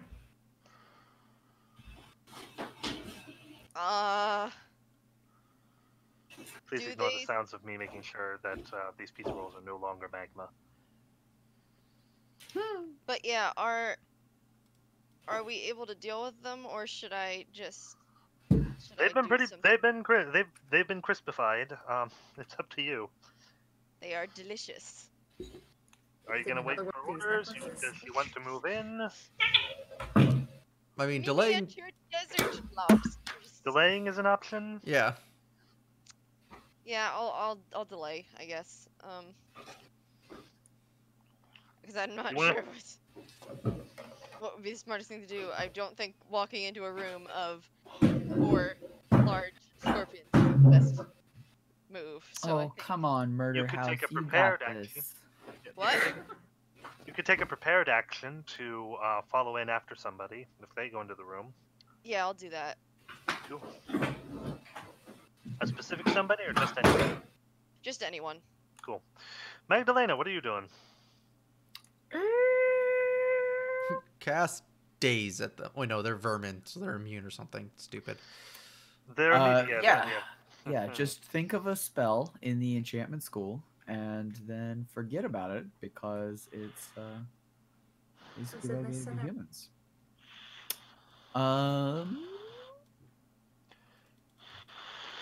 I feel like someday I'm gonna play an urban campaign and like enchantments are gonna be great.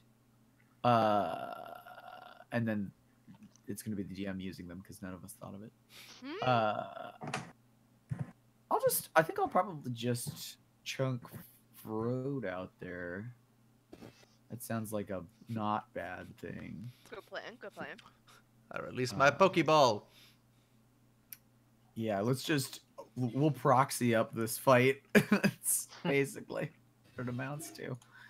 All right, so I will conjure Frode all up in that. Cool. I can see to this location, so I'll do that. Cool. Frode has a terrible initiative. Well, I mean, his initiative is great. Oh, good. He's on there. He's on there already. Oh, wait, that's Audie, right? That's Audie. Yeah. So Frode is +6, so he will also be going on initiative 9. So that works out. Oh, sweet. So both your creatures just go there. Mm-hmm. Cool. The one time you want to roll bad initiative. Yeah. Anything else? That's 2 actions. All of my things cost basically 2 actions, so I'll just Okay. I'll just sit on it, I think. Cool. Devino, do you have a positive initiative modifier? I have a +1. Great, you go before the scorpion. Okay, cool. I will, I guess, can I see any of them easily from where I'm standing? You can see Giant Scorpion 3. Okay, cool. I'm gonna pull out a okay, 3. 5, 10, 15, 20. Yay! I'm gonna throw a bomb there. Throw that bomb. What is your obsession with sitting so close where I put my laptop down and you're right there, cat? I have the same obsession, I'll be honest with you. So 18 to hit. You got him. You got him. Okay, sweet. So he and everyone 1 square within him. So Scorpion 1 and Scorpion 4 on top of Scorpion 3 need to make rolls. The scorpion and all the scorpions that are inside him take Okay. however much damage. What's the DC? Why is there a cat? Get that out of Are here. you saying it's a 11. I thought it would And be funny. he rolls minimum damage on the bomb. So the guy takes 2 damage, and everyone else saves or takes 1. Okay.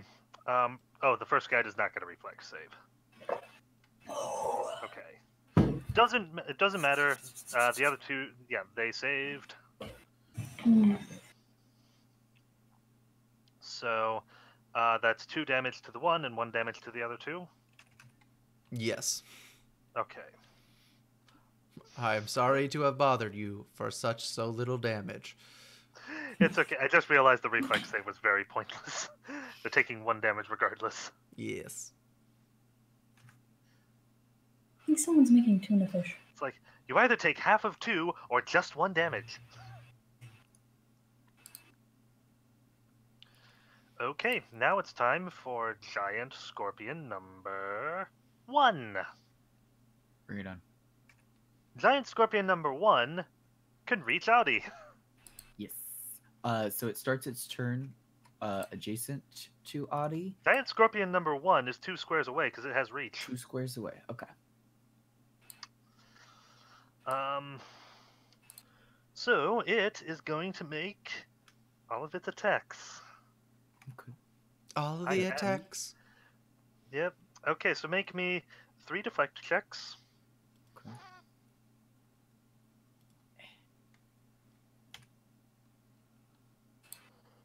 All right. So Audie's defense is +9. Mhm. So that is 23, Mm-hmm. 28, Mm-hmm. and 14. Okay, the sting gets her. Okay. both claws don't get her, but the stinger does. Mm-hmm. And Audie will take 5 damage. Piercing? 5 damage. It's a natural attack, so Well, Okay. it is a stinger, so I'm gonna say piercing. yeah, depending on I the... have DR that only gets bypassed by bludgeoning. Yeah, it would make magical the stuff. most sense for it to be piercing. I don't think slashing.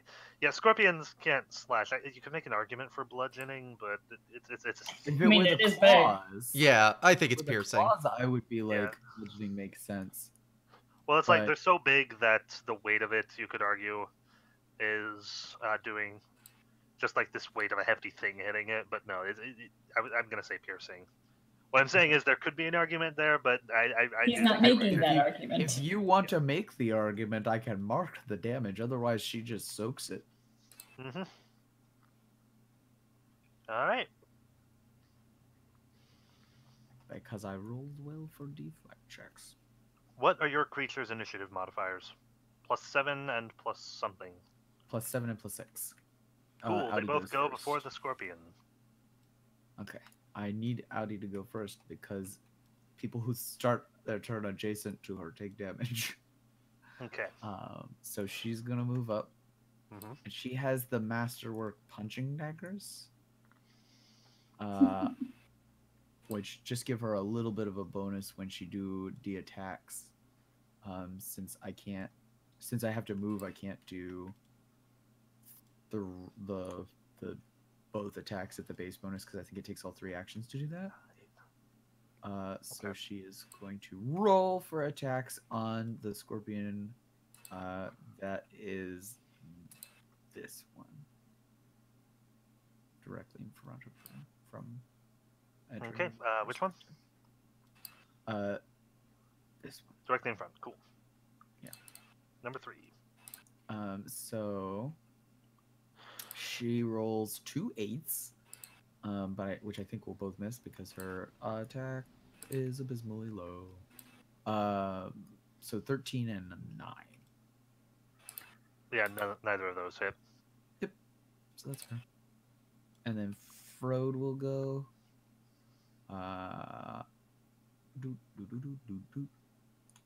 Frode's gonna be taking some damage real shortly. Mm-hmm. Okay. So let's see. What is Frode's attack pattern when he's not just flailing? Claws +6.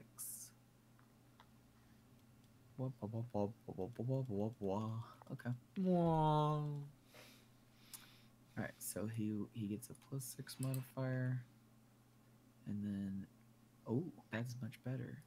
That is a 21 and Yeah. a number that is added to 19, which I believe would its second attack's made it -5. Yes. Okay, so it would be a 21 and a 20. Okay. Both of those hit. Nice. It's too bad he doesn't have rending claws. So that's a D3 +4 for each. Sweet. Whoop. So, yeah. That is 5 damage and 7, respectively. 12 total.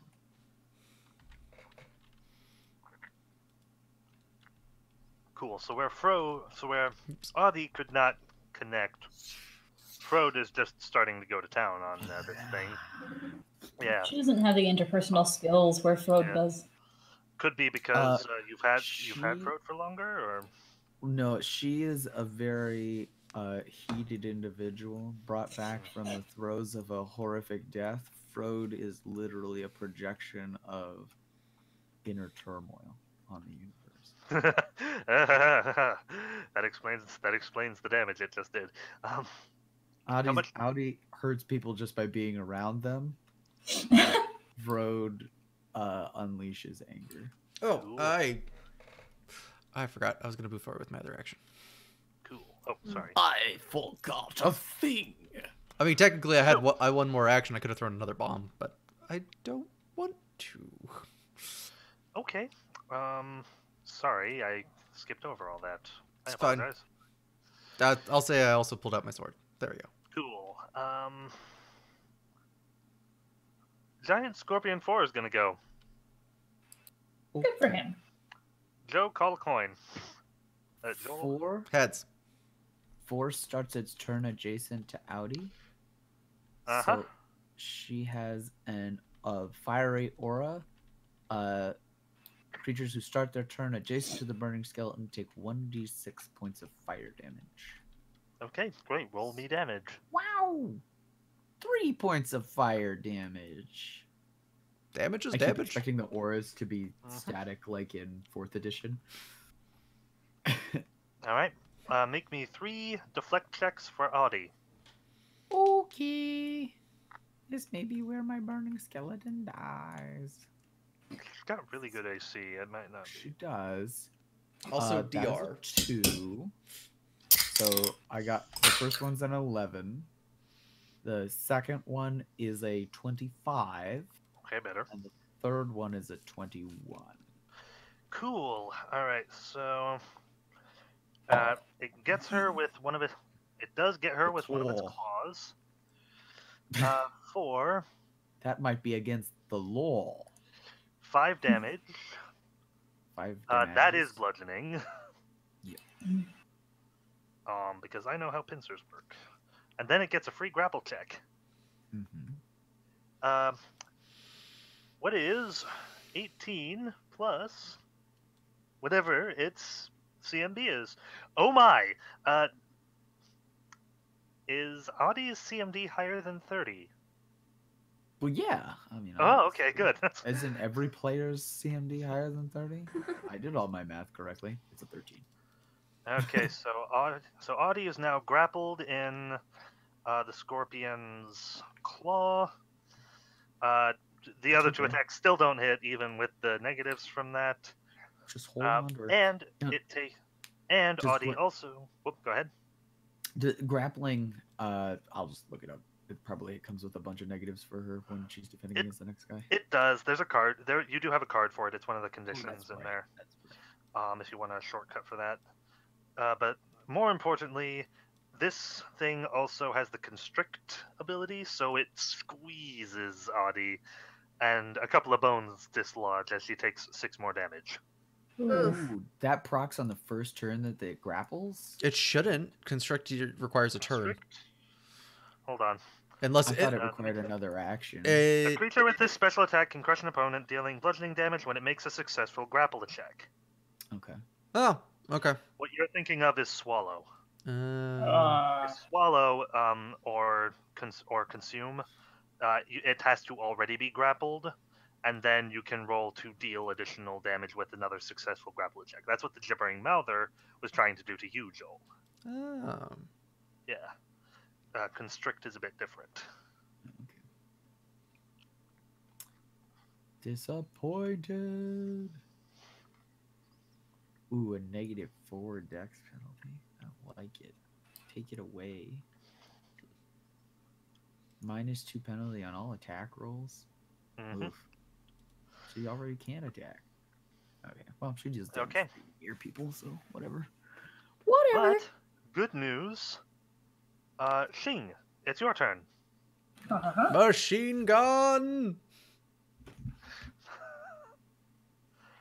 All right, so gotta move.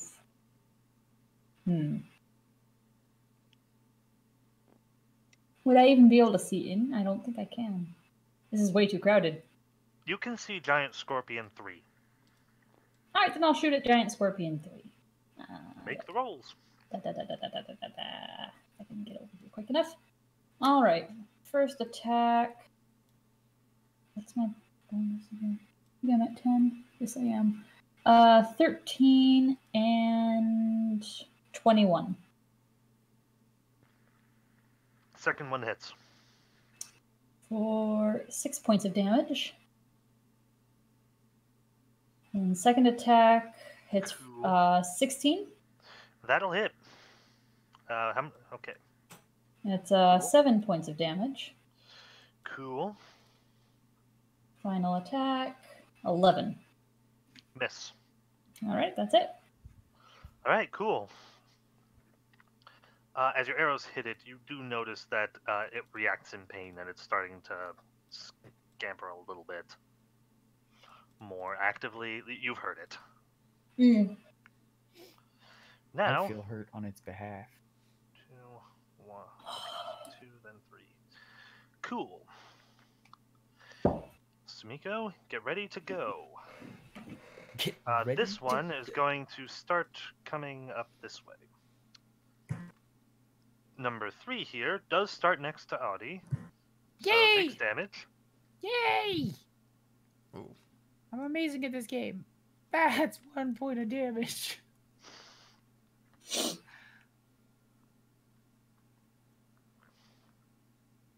me and dice rolling rocks. Okay. And then, if you could also call me a coin flip. I love coin flips. Okay. Oh, you go flip the coin? I want tails. Cool. Okay, it's going to go after Audi as well. Okay. 3 deflect checks. Got it. Tink, tink, tink, tink, tink. All right, so she only has a +7 now since she takes the -2 from losing 4 dex. So, first one's 11. Second one is 23, and Okay. the third one is a 14. Okay. So the claw and the tail both hit. Mm-hmm. And I do know how I'm gonna flavor this. So, with the claw, she will take 6 damage Oof. plus a grapple attempt. Mm-hmm. That one is also successful Mm-hmm. for another 8 damage. Okay.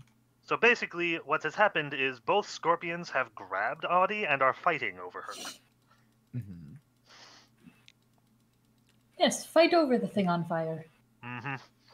This one, however, while grabbing, did manage to catch her with its sting for 7 damage, piercing. That is enough through the DR to destroy Audie. Audie's gone. Oh! Oh, Ooh. I'm sorry. It's okay. It's only a ridiculous amount of gold gone. But it was really cool. Also, these things are not in a good way. Yes. Not necessarily thanks to Audie, although she did soak a lot of... Mm-hmm. So we are grateful for that. Bye, Audie. You have saved our lives. We are eternally grateful. Mm-hmm. Alright, so, Sumiko! Okay, burning arc. So, yeah. Back. Actually, yeah.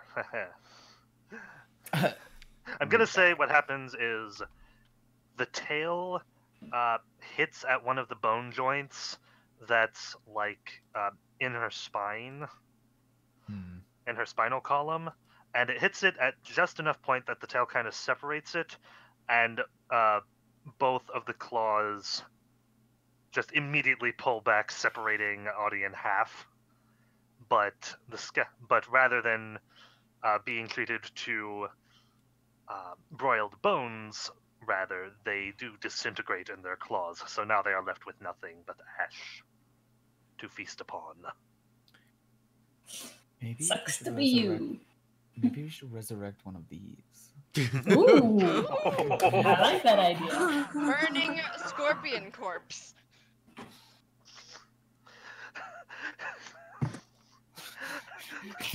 Oh, please don't kill the DM. Whose turn is it? Sumiko, yes. Yes, burning arc. Oh, Starting on this guy, Scorpion 3, and okay. did any of the others take damage? Yes, all of them have taken damage. Well, yes. I mean, like, specifically concentration.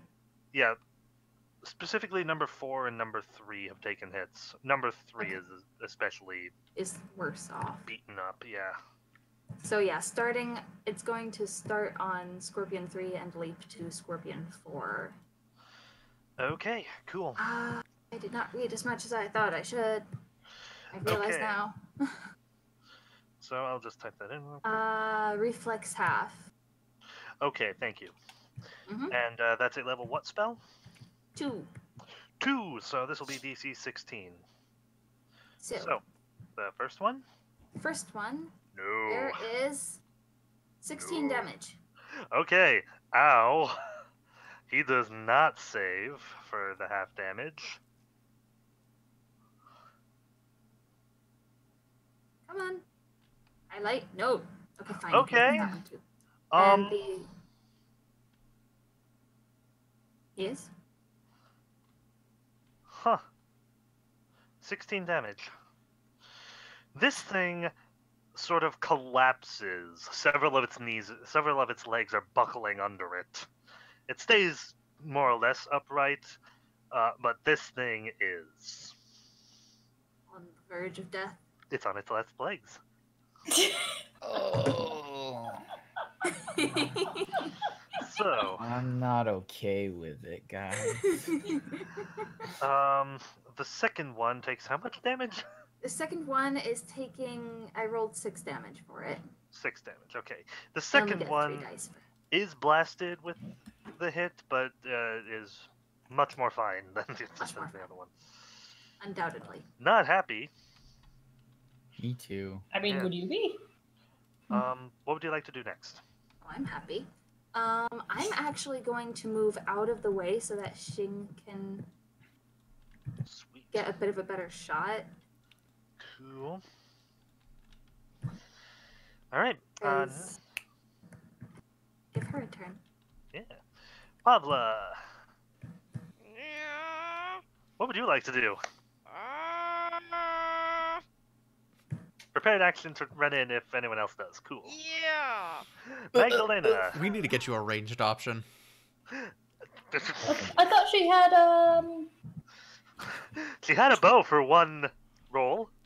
Yes. Oh yeah, I remember that. But Doctor, we're you several prepared- layers letter, so At this Doctor, point, are you- Dr. Devenos has mostly forgiven that incident. And it's like, man, we really need to get... We need to get this. I don't know. Surely it Okay. won't happen again. all right. I think I'm going to. Doctor, are you preparing to go in there? Not if I don't have to. Okay. Because it's Magdalena, right? Yes. Yeah. Okay. So, because I can give a +1 bonus to someone who needs to make attack rolls for the next minute, which could be useful. But if you're not walking in there, then I will do something else. My plan is to switch to my shield and take total defense and basically just hold the line, and then if something... Oh wait, I pulled out my sword. Dang it, not my Yes, you mace. did.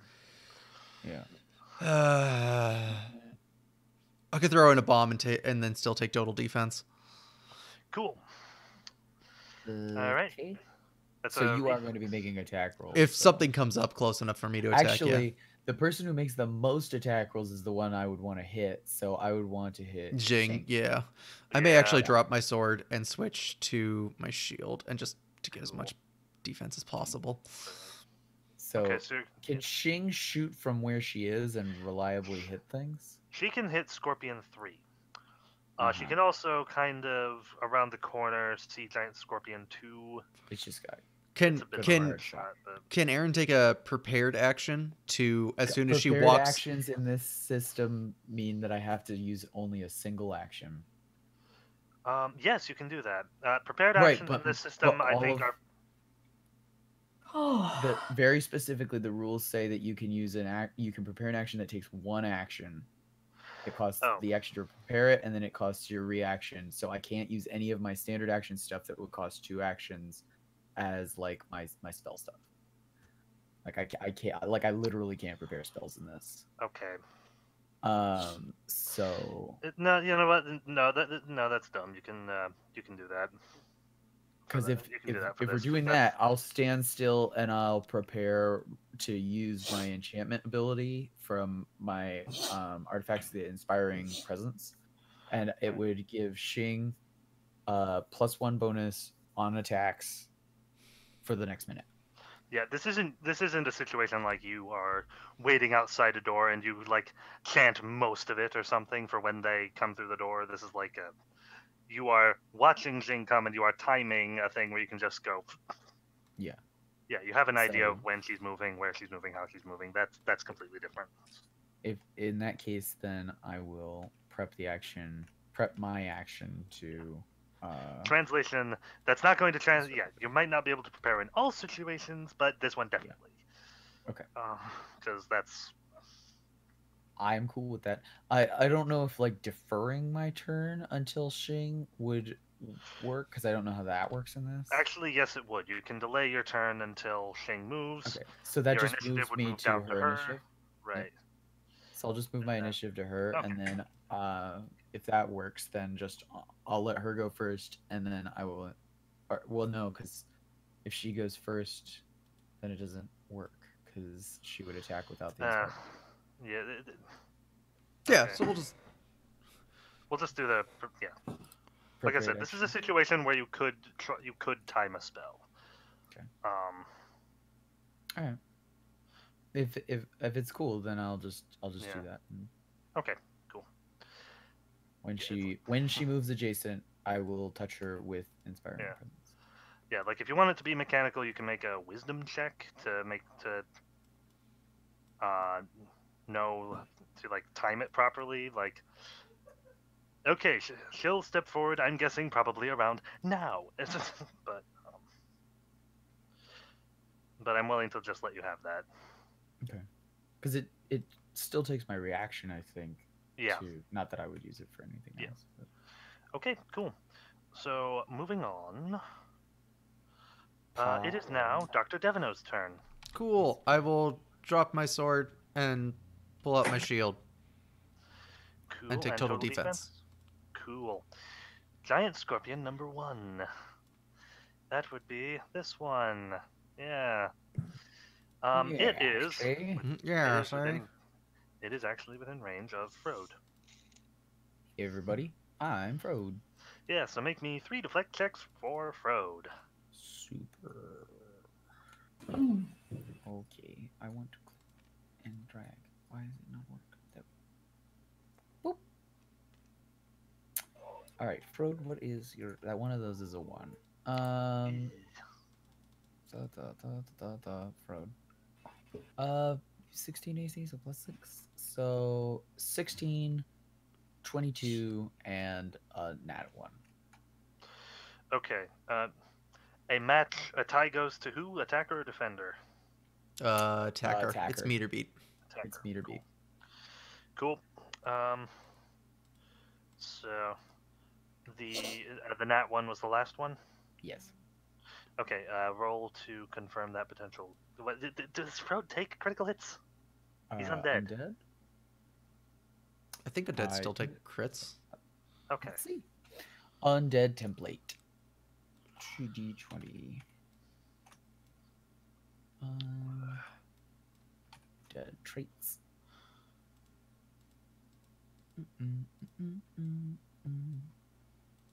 There are so many of these. Ooh. Vampire? Nope. Not specific. Vampire. Undead. Oh. Undead creature has the following traits. La la la la la la la. Oh, they have a skill list. Look at that.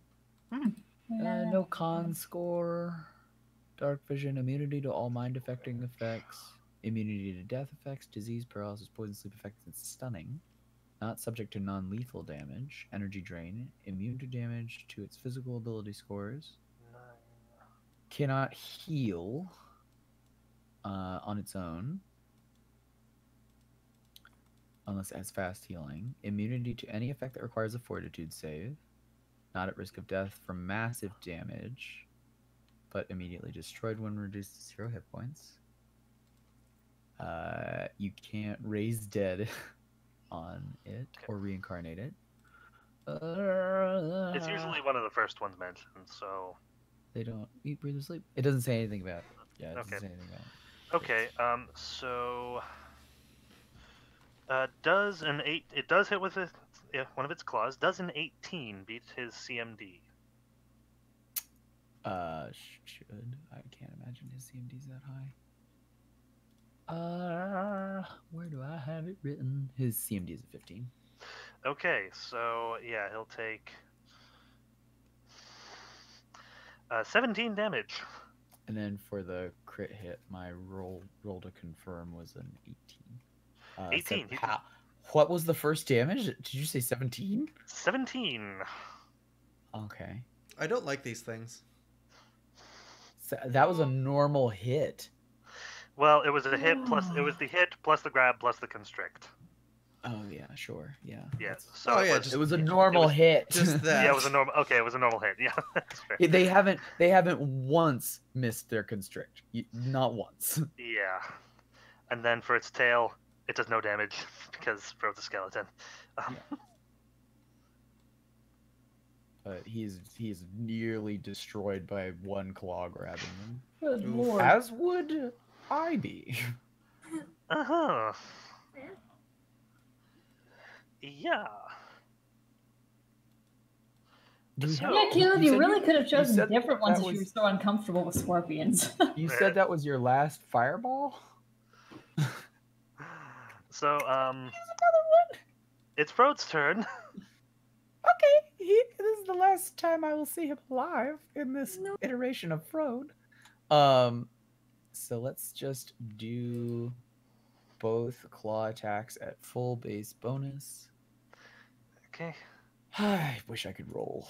The second one though is a 12, so that's a total of 18. That one hits. I like hitting things. Ooh, I did all the damage. So another 7 points of damage with his claw. Sweet. And this is against... Is he attacking the one that has him in its claw, or is he attacking the one He's that's only in front of him that adjacent- looks like it's about dead? The scorpion number 3 is the only one he's adjacent to, so I assume it's the only one he can hit. He's technically... Well, yeah. Scorpions 1 and 4 can reach him. Scorpion 1 has kind of... Right, but reached around his opponent Frode and- Ha! Oh. Frode doesn't have reach though, so Okay, so yeah, he's attacking... strictly by rules he couldn't. But I mean, if you want to say Well, like it's grappling him with a claw. It's grappling him with a claw. So it's like, is he attacking the claw that's holding him, or is he going to try to kill the one that's dying with his last breath? To my mind, it makes more sense to attack the one that has him grappled, but logistically, I mean, it's Magdalena controlling him, but it's kind of a subconscious thing, so... yeah, no, he would just like when Frode goes into frenzied mode, he's usually just kind of like flailing at the nearest thing. Cool, so how much Doesn't damage hit does he it, do? It's 7 points of damage. Nice, With that the second claw attack. Oh. That is not insignificant. Yeah. Look, the power is insignificant versus this fully armed and operational skeleton. Skeleton warrior! Giant Scorpion 4. Joel, Yes. call the coin. Joel, Heads. you are now a giant skeleton. Prepare for skeleton war. Joel, make me 3 deflect checks. That's total defense. Cool. So that's +4, then +2 from my shield. So my normal would be 6, so I am getting a Plus 10. 10 right now. Nice. Right now, +12. Certainly a plus something. Because I'm You're normally normally 6. getting a plus 6. 6 Plus another... plus Yeah, plus 4, plus 2. Yeah, plus 4 that's- plus 2. that's Right? Because total defense is +4. Right. Right? So plus 12. That makes it very unlikely that you'll get hit. It's in these 3 rolls. All right. So 18. You're safe. 19. You're safe. 30 something. Okay, that just... Once you reach 30, it doesn't really matter that much anymore. Yeah, that's fine. Okay, so yeah, the scorpion is now starting to claw after you a little bit, with its appendages. A tail launches forward and embeds itself in the sand in front of you as you kind of duck behind your shield. the tail glancing off of it as it lands. Yeah, he's very actively shield up, batting things away. Yeah. Did you ever see Honey, I Shrunk the Kids? It's been It's a very real long reminiscent time. of the kid in the Lego block. Okay.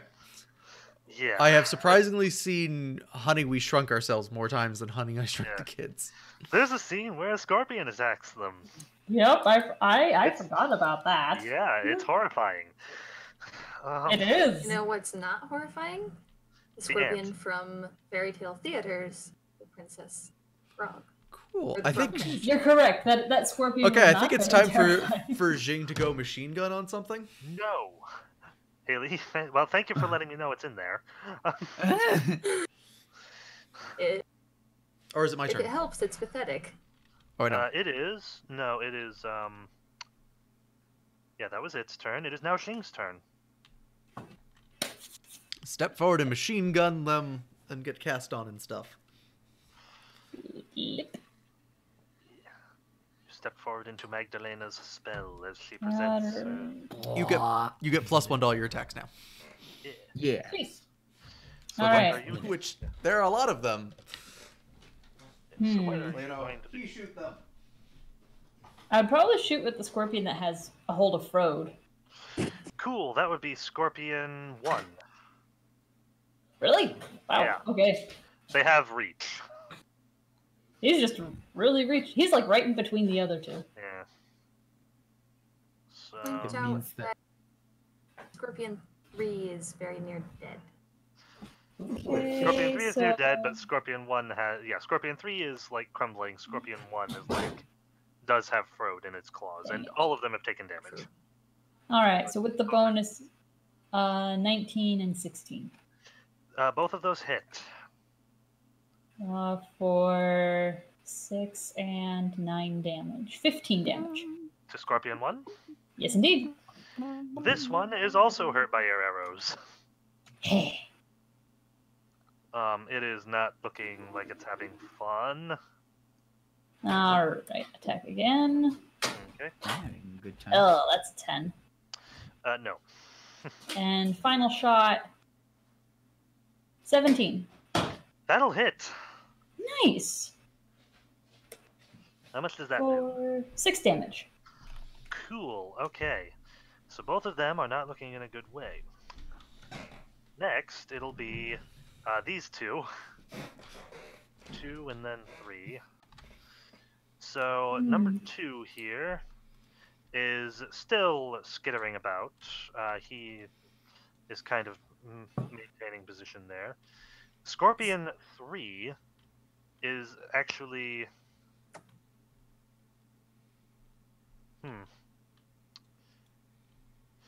It's lying itself fully down and sort of backing off into the pool a little bit. It's having trouble getting around its fellow. Stop that, Scorpion! Yeah. So now round 3. It I just really wanna looks point- bad. I want to point out, because I find this interesting, that the GM introduced into the game a combat that was his own trigger. Eesh.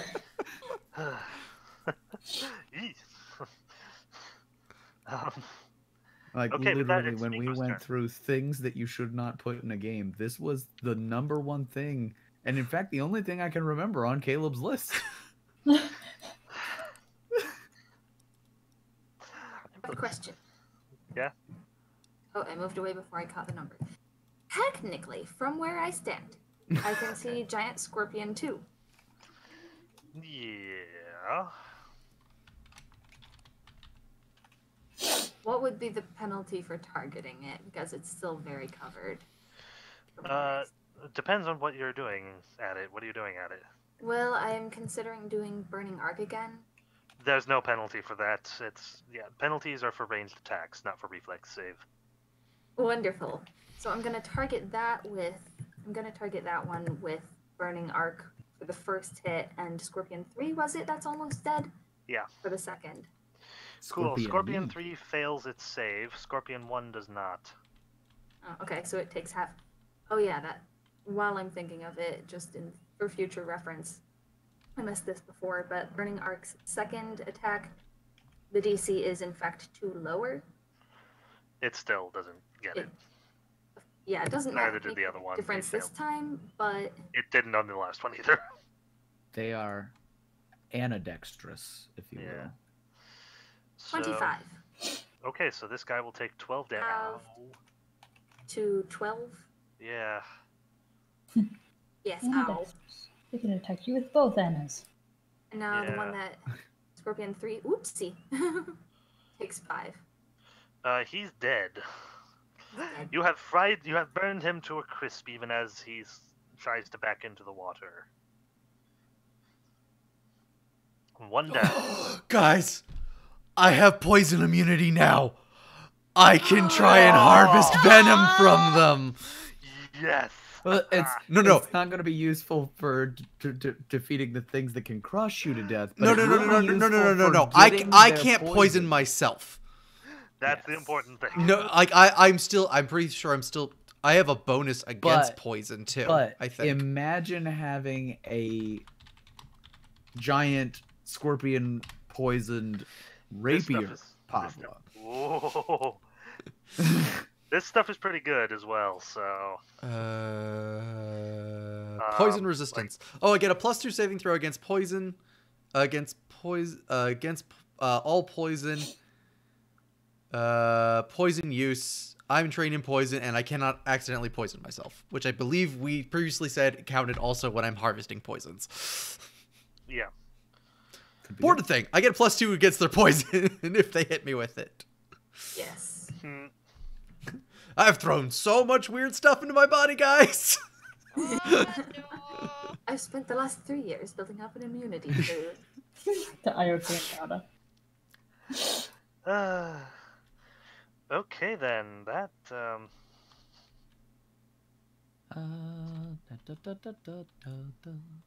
oh boy. dinner. Eh? Or with any luck, the scorpions will start going after their dead companion. Because they are cannibals. I don't know, it's possible. They're insects that are looking for food. What is it? They're savages. Savages. Nothing more than savages. Okay. Definitely Pavla. not even human. Anna, Pavla, would I same, have very nearly the same position? same turn? Yeah. Yeah. Yeah, Okay except then. my thumb is holding my chin up. Is your Mag- is your Discord still using your main mic? Because you're sounding worse. You who? Me Yes, or her? You. See. Hannah. Literally It is everyone is your below turn. you for me. Hannah, Okay. your mic sounds like it may not be using your main mic or something. You sound kind of fuzzy. The scorpion that has Frode in its claw does look Yes. hurt. This might be a little Good. better. Oh, And that you sounded is better now. 1 Yeah, or it was. 1. It's kind of weird jostling the angle. I think that. Oh, my turn refreshed. Okay, good. Good. Frode's not dead yet. Yeah. Is that happiness or anger, Haley? Yeah. Okay, I have like 5 different people that want to meet with me on Wednesday. That- Why does everybody happen to be free on Wednesday? Can't it be For Choose us. another day. first? No, Haley. Wednesday is official Talk to Haley Day. Apparently. Did we forget to tell I you? know. Mm, We sorry. officiated it. Sorry. Paid the Just government this for a holiday and Wednesday? everything. I am going to cast Inflict Pain on Scorpion 4. Cool. What does that do?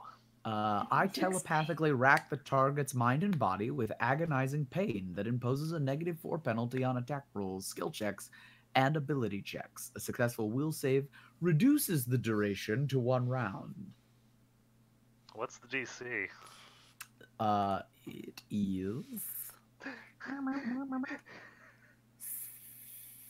15. Oh man, they came so close to getting a 17. He fails hard. Okay, so this So scorpion. for the first time, inflict pain works for its maximum number of rounds, which is a number of rounds equal to my level. Ugh. Yeah, this scorpion is not having a good day. It is suddenly acting a little bit nuts. Okay. So until round 8, this thing has a -4 penalty to everything. Nice. Devino! Giant scorpion. Aaron, one what do you is mean flailing- by everything? Everything. Giant Scorpion 4, the one right next to you, appears to be very acting suddenly a lot more defensive, whereas Cool. Giant Scorpion 1 is still holding Frode. I'm gonna take total defense. Cool. I'm gonna take an interact action to pull out my shield potion. Oh, you have a shield potion. Okay. Well, I have a shield extract. Okay, cool. And that is my turn. Cool. I am doing my thing. I am You are shield holding the wall. line. Yes. The Scorpion 1 still has Frode. Well, Frode comes back. I will miss him, Yeah. but Okay. So So, he's got Frog. yeah. He's gonna try another grapple check on him with the claw. Okay. Oh, he fails horribly. That's good. I like that. That's a good start. So, okay, I'm gonna say, okay. What Still happens? has actions, right? Yeah. Okay. So what happens is, it goes to squeeze Frode, but you know that thing you do when you go to get a better grip on something you have and you let go of it first? Mm. That happens. Frode is no longer grappled. He's trying to look cool, and he goes, "Whoop," and then it goes, and it hits the ground, Yeah. Ah, and dang it, then he dang it. feels like a fool. Yeah. It went to Not get a that better I grip have any and it made a experience A with that. mistake. single tear falls from the eye of the Yeah. scorpion. I know that. I know you can't technically botch CMB attacks, but I like that as flavor, so I'm putting it in.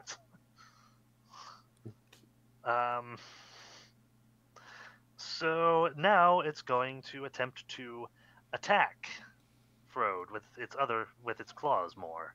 Attack. Reflex checks. And since this is not a full attack with its natural attacks, these are getting the negative as the incremental negatives. Okay.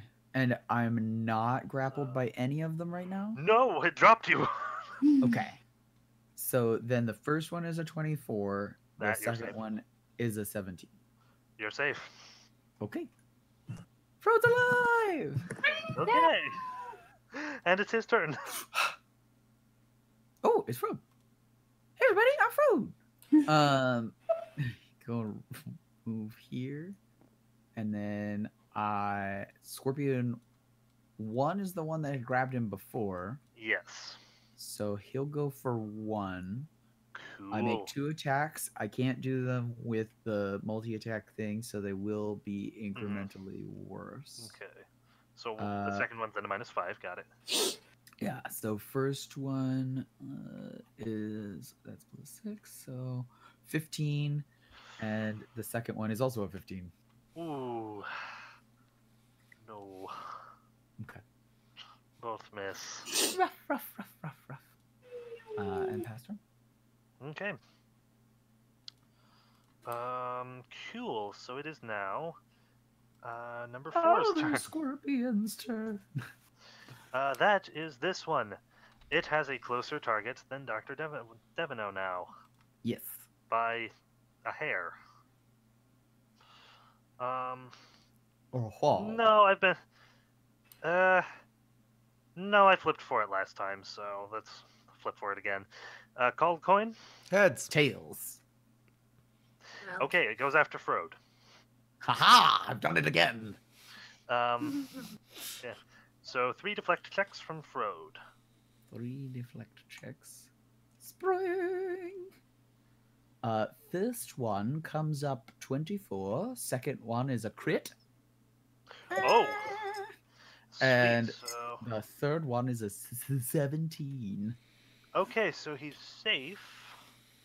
But not only that. This is one BA skeleton all of a sudden. Yeah. I mean, he's had moments of BA-ness throughout this campaign. How is that Yeah, but so he's gone all. loud? He's just done Zen Are you Master opening it with like right underneath your microphone? No, I'm not. She is, Okay. though. Make me a CMB check with Frode. Okay. I'll roll the pretty die. It comes up a 10. What did I say his bonus was? It was like a 15, so plus 5, so 15. No, CMB is 13. CMB, Yeah. yes. So it comes up a 13. 13. Okay, that's fine. Yeah, nothing happens. Yeah. He'd be a pee, pee, pee, pee. Cool. Okay, he survives that. Shing, it's your turn. Oh, wax on. All right. Let me see.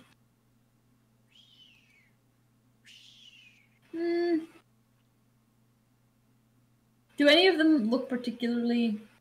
Giant Scorpion 1 looks hurt. Alright, then let's go for 1. Try to get him out of the equation if we can. Okay. Make your check. Let's see, that is... Do I still get the bonus, or was that just for 1 turn? It's for 1 minute. Oh. So you get the whole thing. You get more. Very nice. So 16 and 28. The 16 will hit. The 28 will miss. What? Both hit. Okay. So for a damage. total of 10 damage. Sweet. Excuse me a moment. I was really thrown off. I thought you were being for real. Like what weird superpower It is that? dies. Yeah. Yay! That's 2 dead scorpions. All right. Then I shall readjust my aim to Scorpion 2. Cool. Make your attacks. All right. 16. It's 19. both hits. Okay. Roll damage for those Nice. as well. Dang! And that's with the minus 10. Beautiful team footage. 4 damage and 5 damage. Total of 9. 9 damage. Okay. You hurt this one as well. Xing is very good at finding gaps in scorpion carapace, apparently. Apparently. It's because I'm trying to hunt dragons. Okay. I'm good with next. that flavor. Yeah, you know what? That makes sense. I'm trying to hunt dragons, which makes me really good at killing bugs. Makes me really good at killing anything with a shield. Well, it makes me really good at fighting the natural weak carapace spots? armors and creatures. Yeah. The natural carapace armor chinkas. Giant Scorpion 2 is gonna saunter forward, and he's gonna bring both claws to bear against. He swaggers on. Just saunters forward. Gosh darn it. All right, swaggering scorpion. I'm rolling how many deflect checks on this? 2. 2. Those are both 3s. So Oh. my guess is he getting taken out by the first hit. So the first hit will do.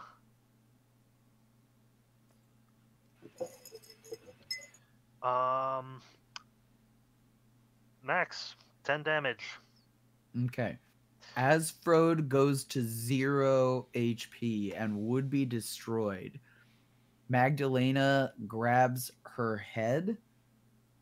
There's a strange moment where Frode like spazzes and then redoubles, grabbing the claw that is grabbing him and lurches back from a point that routinely has destroyed him in the past. As I use my immediate action to return him to full health. Woo-hoo-hoo. Okay. Ooh. Sweet. I like that. How? That is my level 5 ability with Necromantic Servant. I can resuscitate using my immediate action and sacrificing one of my points in Necromancy to essentially cast him at immediate speed again.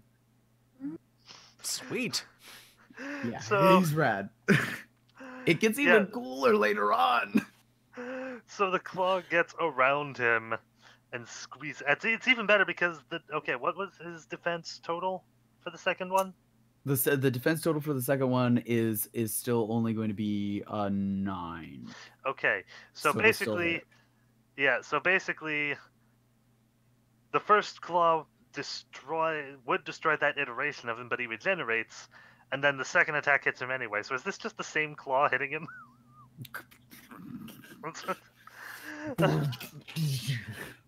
You know what? Sure. Stay dead. Stay dead. Okay, this one, this particular Go to claw- sleep. Go to sleep. Go to sleep. This claw does Pass only, out. Pass out. This claw does only 5. So what ends up happening? This claw does only 5 damage. Okay. And then he is going to make a grapple check. That is gonna fail. Or is it? 16? 15 is his CMD. Yeah, he grapples. Is that including the penalty, or does his grapple not take a penalty? This is Scorpion 2. Okay. Oh, okay. So it's a different Scorpion. Yeah, Scorpion 4 is the one that's afeared. I meant that Scorpion 2 has made a suite of attacks against Frodo already. Do Oh, that's right. combat 'cause he maneuvers gets not the- take penalties? No, it does because the I think it does, right? Mm-hmm. Yeah, it does. I would Okay, assume. so That's why I yeah, was so that asking. does in fact miss. Cool. Wait, does he get it as part of his attack? It is a grab. Okay, so then yes, he would make it at whatever his current thing was. So it's at the -5. Okay. Cool. Yeah. Yeah, that misses. That's what I was hoping for. Cool. Just to So avoid an exacerbatingly large amount of damage. so that's 9 damage to Frode. No, none. 5 damage to Frode. Alright, so turn 4. Sumiko, it's your turn. Sumiko! So I can in fact see Scorpion 2. How's Scorpion Yes. 2 looking? So good. It's hurt now. It's hurt. Okay, so what I'm going to do is actually... Shing's pinpoint aim has been. Given how Tentatively quickly pin we've cushion. been taking these guys down, though. So quickly. It's just so... Magic so missile? fast. Always a good option. Yeah, There I'm thinking is so. some darkness out there. Not in this room because the sun is at high noon in this room. Oh yeah. Wait, what time is it? It's high noon. Okay. I'll do Magic Missile, which I believe is...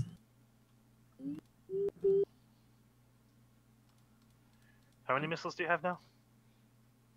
I'm trying Just to so find that many out. missiles. Just so many missiles. Yeah. Like It's barely even worth counting them. One may in fact say Yeah, I have all of the 3. missiles. you have 3. Okay. But they have +1 on each of the damage. Cool. So are you launching them all at Scorpion 2, or are you Well, splitting them up?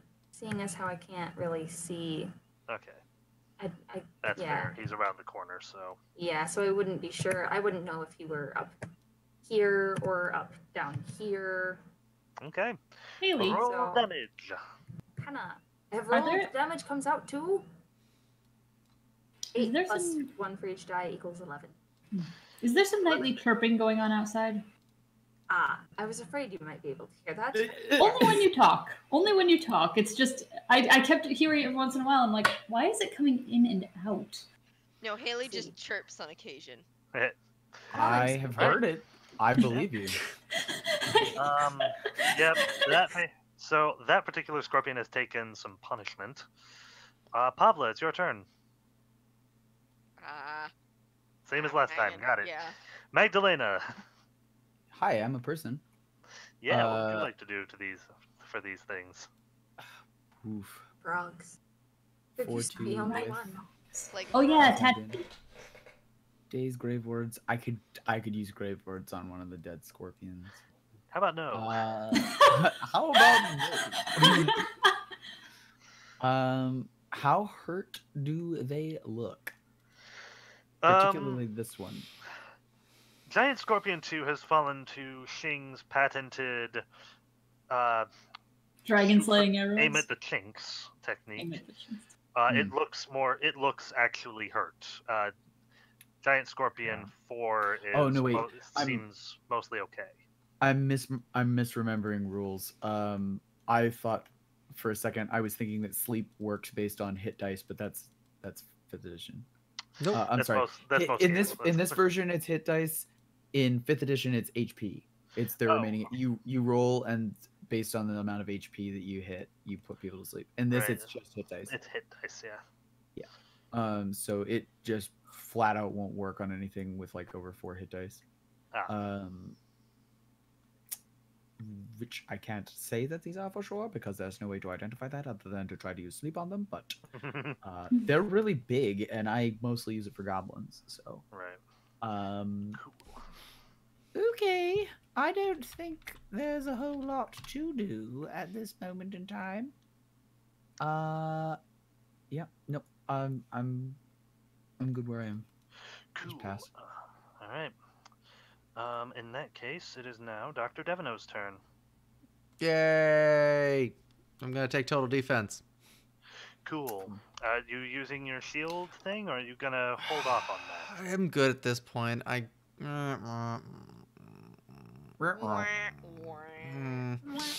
say that, but then as soon as that happens, I'm gonna roll 3s. So yeah, I'll go ahead and I'll drink also my shield extract. That's probably a good idea. An additional +4. Cool. So you're now making your rolls at a +16. Yes. Okay. Frote's turn. It's a little +16. All right. Scorpion 4 is being a butthead, so I'm going to take double swing at him and hope that these don't both come up 3 again. That's a 13 and a 16. So both hit, yeah. Yeah, 19 and 22. So... Yeah, both will hit. Yummy! See, there it was. That's that sound that we were talking about, the chirruping. Oh dear, is it my fault that the peepers are outside then? They heard your call. Our queen! You 5 and 6 You're the damage queen bee of frogs. for a total of 11. Assuming it doesn't have DR, which I would if I were a giant scorpion. Frode starts tearing into this scorpion. He actually gets in between some of its armor bits and starts actually ripping into it from those he from embeds his teeth. Gas. Yeah. And this scorpion, and now in addition to being scared, is in immense pain. I don't know why, but I thought you were going to say embarrassed. I'm embarrassed on its behalf. And it is going to go after Frode because there's one of the things it's scared of is now eating at its flesh. I love it. All right, roll me 3 deflect checks. Woohoo! And all of these are going to be at a -4, so Frode's got a much better chance of. 19. You're good. 24. Also good. 15. Also good. Okay. Victory. This Little thing is skeleton just man. lashing out desperately at this, but it's just Skeleton man. Go, skeleton man. nothing is connecting. Shing, your turn. All right. I'll get back to my dice. Shoot Whoa. at 2. Okay. That's Just roll the first one and tell me if you hit. 19, yeah, that's 20. 20. Roll damage. 7. Cool. Give me 1 moment. 1,000. Moments. Haha. It dies. Haha! All right, then I redirect my aim at the final one. That'll be 24.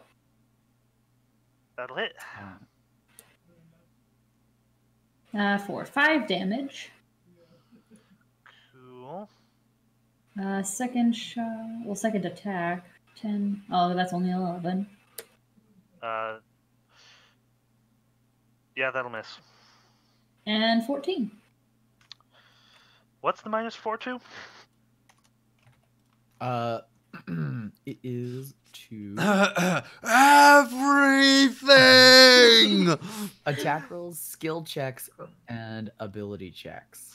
Okay, so that one misses as well. All right. Pong. All right, Sumiko. Yes, I can't see it. Nope. Oh. Do you have a heal or something you want to give out? Does no one really You hurt? could absolutely run into the room and face You off could. with it. But casting a spell squarely. right next to something tends to trigger attacks of opportunity, so... I mean, it would make it a fair fight, though, right? I don't want to be unsporting. Well, I'd rather live. Yeah, that's a good answer. Good answer. All right, This is so Family Feud. just gonna delay. Good answer. Good answer. Just gonna delay your turn for the time being. Yeah. Pavla, do you run in and stab at the thing? How does it look? It's looking hurt. rough, Doctor. It's hurt.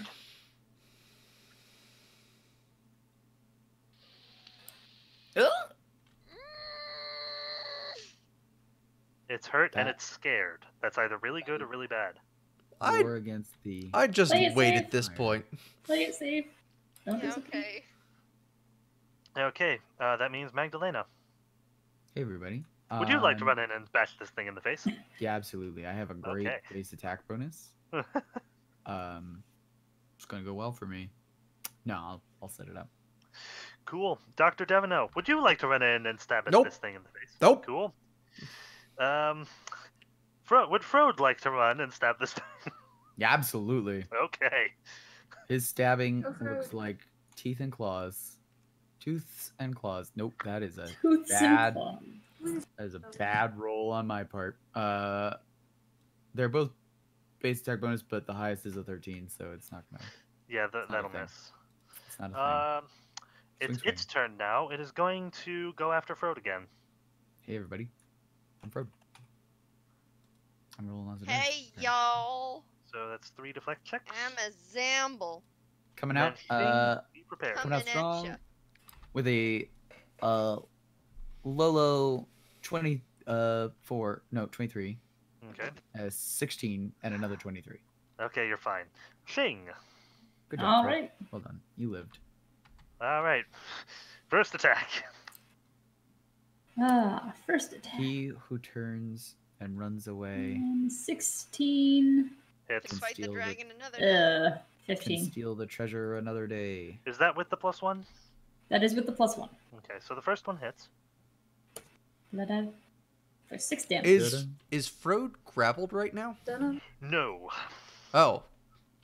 Because I was going to ask if you could have had him disengage and move back and maybe take the scorpion and see if he takes the scorpion with him. Okay. Scorpion too late. dies. Oh, well, okay. Well, never mind. Oh, never mind. Yeah, I'll have him do that next turn, Joe. Okay, great. Cool, yeah. All right. And you guys are now left in a desert room with purple shrubbery and 4 dead enormous scorpions. You know what sucks about this? Me. Yeah, I do. Shrubbery too. Well, yeah. It's just I turn to the party as I say this because this is like something Jing would actually say. Like, what sucks about all of, what so sucks is not a word she would use. It is, though. What is frustrating about these fights is that there is no loot to be found in here. They're just on display. Dr. Devino would beg to disagree. I would like to harvest poison, please. Yeah. The doctor makes a quick sweep around the room, making sure that there is nothing else of danger, like baby scorpions. Okay, funny thing about that. Angels in the outfield? There are baby scorpions. Your perception is okay. No, you don't notice anything. Because I would like to mention that this entire room, except for like 4 squares, was also like set on fire for fireball. hmm So Yeah, it's a little glassy. Cool. Oddly enough, the shrubbery looks fine. Well, yeah, it's fake. It's a shrubbery. And you know what? No, the sand is not glassy. What am I saying? Okay. What is... Okay, so Dr. Demino, you may harvest poison. Let me see how to do that real quick. Just so that I can... Oh, wait, I have the... Hey, Haley over there being all healthy. Okay, so to extract poison.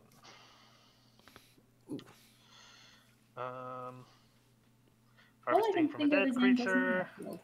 Must have been dead for less than 24 hours. They are. Requires 10 minutes of work per thing. You have containers. You have tools to do this with. Okay, this is going to be a survival. Cool. Question. Can I just spend a hero point to succeed on these?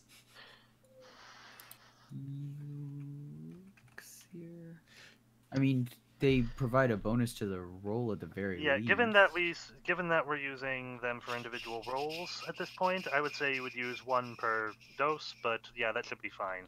You have 6 of them, so that's you can spend 4 of them. Are people okay with me doing that? Plus 10. Do all the poison? I don't mind. What's the that's actually really important, that number. So what's the DC? The DC is going to be 20 with survival. Yeah. So I have a 5. Sorry, my bad. 7. It's going to be 18. Oh, so I have 18. So I need to get 13s or higher. So that's less than 50% chance. So if I with the point or without the point. Without the point. Oh, okay, good. Because it's a 17. Okay, cool. Right, and I have 18. It's an 18, and I have a 5. So it means 13. So it means that if I roll the point, I just have to not roll 3 or lower. Right. Okay. Cool. Are people okay with me using hero points to make this stuff work? Yeah. Okay. Cool. I will use them. Seeing as how we've lived this long. That is a critical success. Okay. Would you say that? Hang on. I am going to write this down. So that's going to be a 33. Or no, you have a 5 in survival. So 35. Right? So I will add 15 to these for you. 25. Yeah. 35. So that's 15, 35. 35. 31. 31. That's a crit fail. Oh. That's okay. So even it's okay, everybody. It's okay. Yeah, that's still that. I cannot poison myself. Right. So you don't get exposed to the poison. Right. I just ruin it. Right. Yeah, you don't get that one. Me too. And then 25. 25. Okay. Oasis, by the way. And are you saying that you ruin it or that he ruins Okay, you? so Joel. I didn't say anything about ruining anything. No. Joel said. Aaron said. I'm just wondering what he's saying. Oh, he's saying he ruined the batch because he rolled poorly. I rolled I critically failed one of the harvest checks, unfortunately. But Yeah, I did Joel. critically succeed one of them, so... Well, that's Okay, Joel. Yes.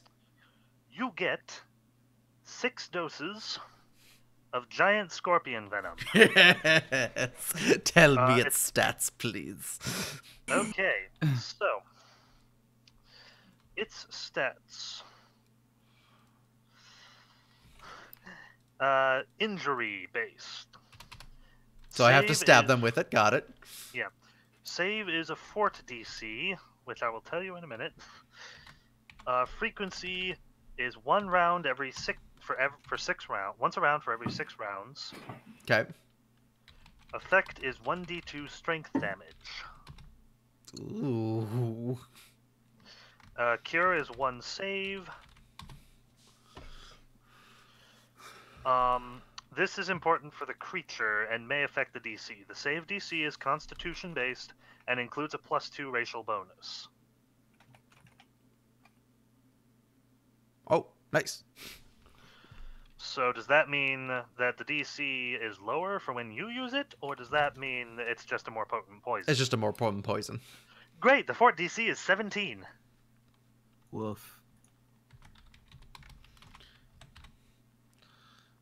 So you've got some decent poison there. Wait, does poison on arrows work the same way where it goes on 10 arrows? Or is it only 1 arrow? Give me one moment to look that up. It's a dose, so applying poison Gotta hit you with the boom. for a single piece of ammunition. Okay.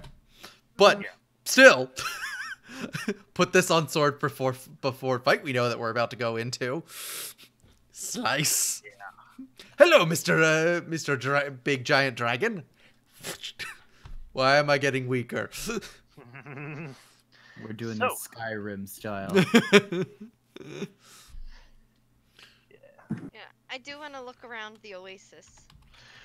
Ooh, you're looking around the oasis, are you? Cool. Yeah. Sumiko, what are you doing?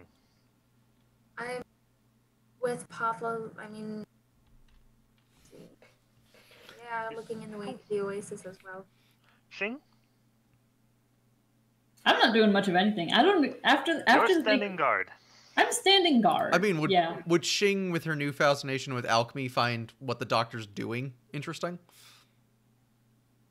Enough to Yeah, probably. Yeah, watch and yeah. ask him questions about it? Yeah. So okay, I'll hang. Magdalena, Everybody, I'm Magdalena. what are you doing? So this place is still looking like an oasis. Yes. Yeah. I think I'm gonna pull out the little I forgot little about beetle Bugbear. guy, That would have been a better use of my time. little roach thing. Okay. The thing that made the illusion change everywhere else, and then I'm going to start examining the room and see if made the- the ground actually is sand, if the shrubs actually are bushes. Cool. I imagine you do that in the normal way. The thing is, With my the scarab, hand. you remember, or not the scarab, the amulet you have, Yes. was in the owl's gullet, and Gullet. yeah, the canyon illusion faded away when that was removed. The ocean looks completely different now from when you first entered it, but you don't know why. Right. As you did, and Just run my hand through the sand, see if it's actual sand or if it's just cement floor underneath me. so I will tell all of you except Dr. Devino, who is very busy. There are actually several green stones in the walls of this room. Dun, dun, dun. I'm going to look at them. dun. Yeah, these look the same as the ones you saw in the upstairs entrance. I have good news and I have better Emeralds news. that have sort of pushed their way through a wall. I have no. I have no knowledge of this place. Yeah, I know that's distracting. I'll get to the oasis in a moment. Magdalena, this whole Hey, room, that's my name. this whole room is full of very potent illusion magic. Also, since you're touching the sand, go ahead and make me a will save to disbelieve it. Will do. This is not sand! It's kitty litter. That's 17 plus 4 is 21. Okay, excellent. I believe nothing anymore. Okay. I'm so cynical. The ceilings and walls are hewn stone, and rather than a shallow dune that gently slopes down, it's actually a series of very shallow stone steps making their way down.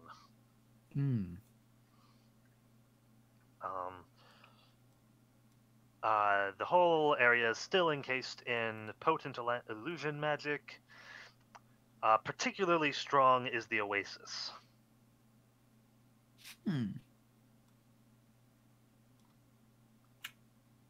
Which has water in it. Right. But if you remember, in the canyon room over here, one of these stone structures was a real stone structure, and that was where the most potent magic was. Yeah. I'm just worried that this is connected to the other water source. Could be. So, actually, I'll tie this into people looking at the Oasis, which is Pavla and Sumiko. Okay, Pavla, Yes. this water appears to be cut off from everything else. There does not Okay. appear to be any way that this water is being fed. Okay. Like, this just appears to exist. And actually, no, you haven't gone to investigate it yet, Magdalena. As I step across, moving towards the water, Magdalena's boot is going to fall into the ash. Mm-hmm. And she's going to step down. And she's going to take a handful of the ash, and she's going to put it in one of her little pouches, like for spell components. Yay! Oh, that's all. I like that. Quick note, Magdalena, you will also notice when you get over there. Yeah, this water does not have another source. It just appears to be. It's just here. It has been dumped here, and the water is not under. It's emanating strong illusion magic, like. It seems to be the source, but the water itself is not an illusion. It is clear, clean water. In fact, roll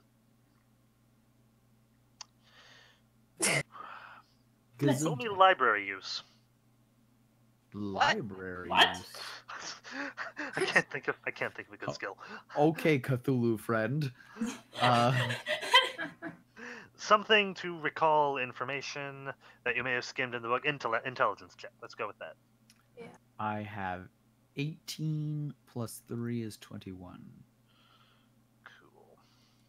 I'm rolling very high tonight. Okay. Every you time recall... I'm asked for information, all of a sudden I'm confident. I will do an intelligence. Should I? Yeah. Okay. You recall Int is plus 3. that the book had something specific to say about the water in this room. All three of you, 22. well, actually, yeah, Sumiko, you noticed this first. There's a stick in this water. A small stick. It looks like a magic wand. Oh. That people have used before. Someone was wrong about loots in the room. I've never been so Since happy Magdalena to be so is wrong. right next to me, I pointed out to her, in case she hasn't already seen it, and asked, Is it reachable or do I have to get wet? that's what I'm wondering. The oasis is how deep?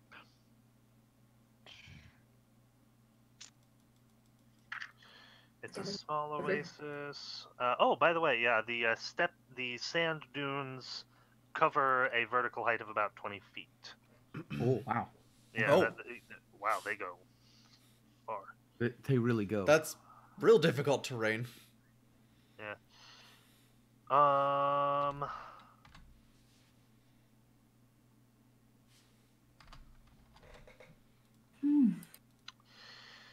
Cool. Okay. It's waist deep at its deepest point, but the wand is wedged into the middle. Okay.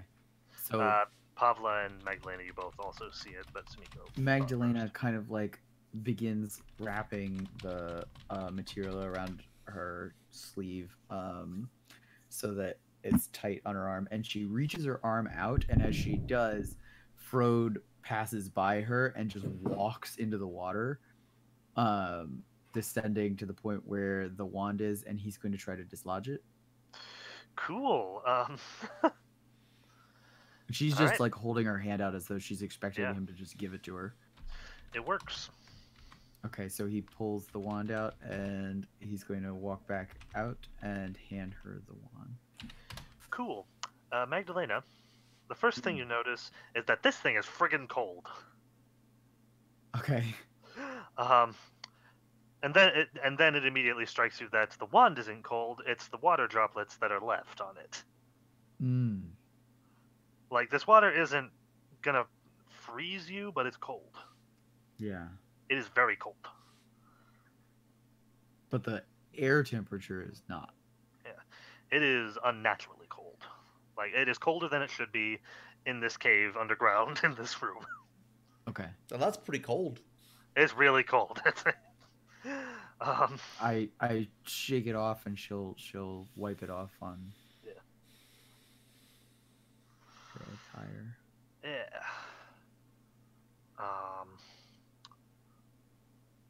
The illusion in the room is still active?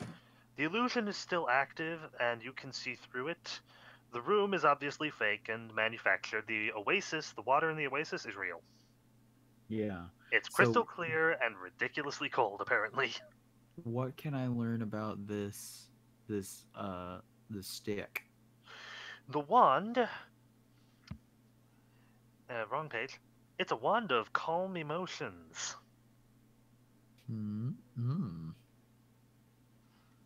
Okay, that's weird. Calm emotions.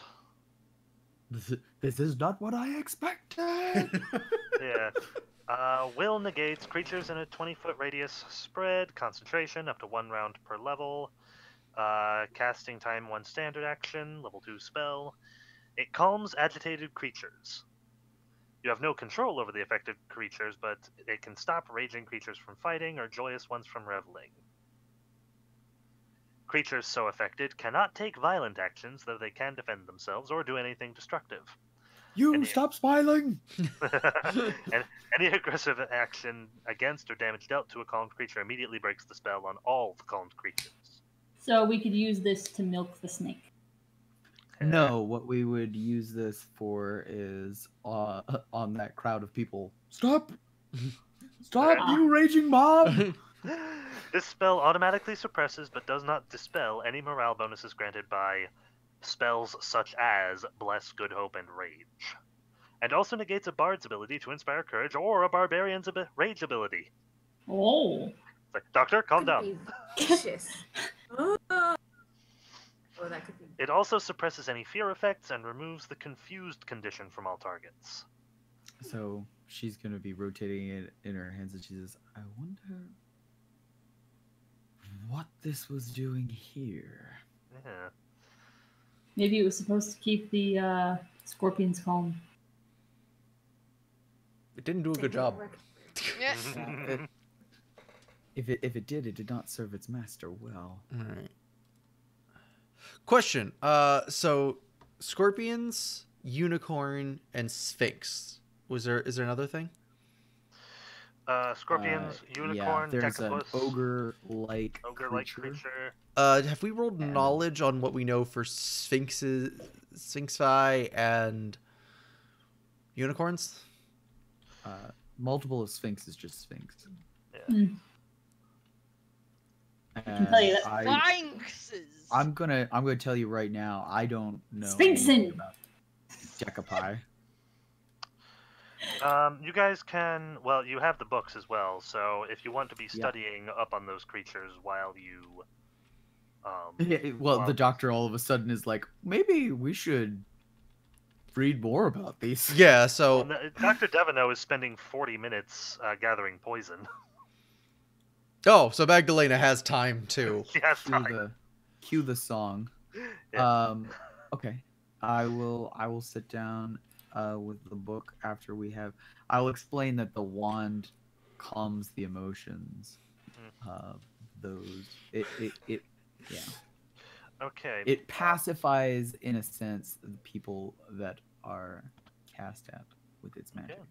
Okay. And then I will sit down and I will say, let's look at these a little bit more. Maybe we avoided this battle we were able to navigate quite easily by preparing beforehand. Perhaps the rest of the floor can be equally less abrasive, and I will be stabbed by less spears. But you have cool ghost sword now. It is a very nice sword.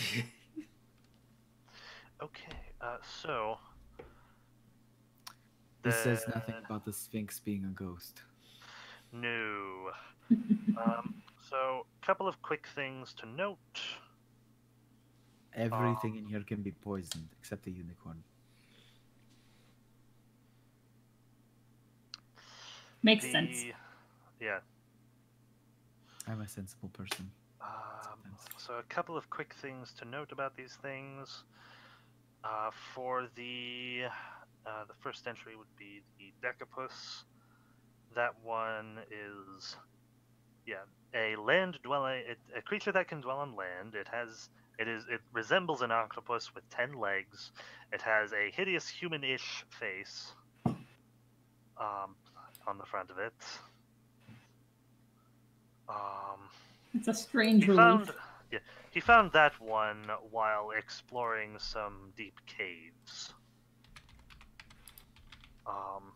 He has Deep noted caves, you said. Yeah. Oh. Oh, you've looked up what it looks like, have you? Yes. It is hideous. Cool. That's some Cthulhuian horror right there. Decapus. Ugh.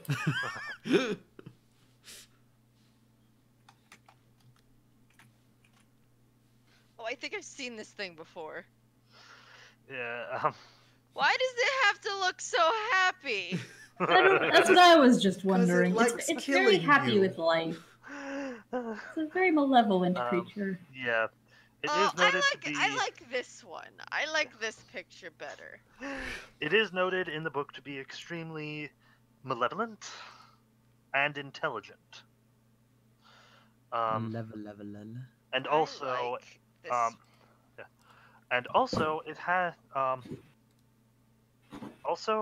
it has been noted that during the hunts for it, it mimicked the voices of Nur Athaman himself and his apprentices.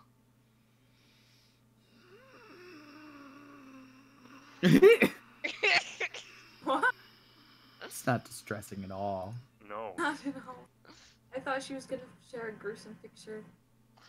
No, I said I like this one better.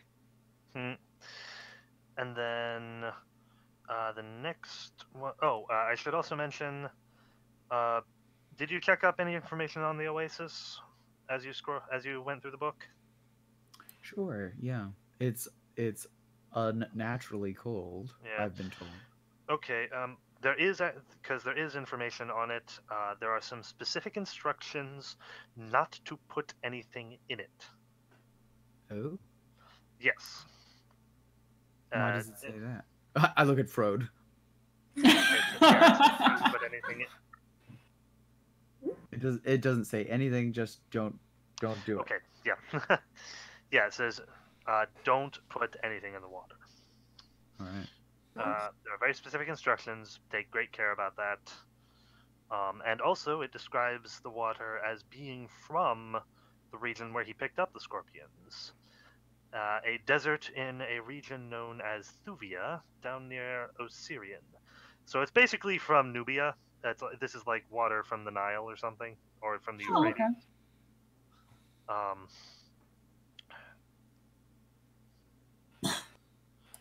To use a real-world analog to it. All right, see? I begin to understand, okay? Yeah. The unicorn, as stated before, is not next. Hold on, I skipped one. Yes, the ogre creature is described as a creature, a water-dwelling creature that is amphibious by nature, found locally in the area, that he took an interest in because it glowed much like the nearby lake. Oh. However, it seems after a time that glow faded. Oh no. like namely one night.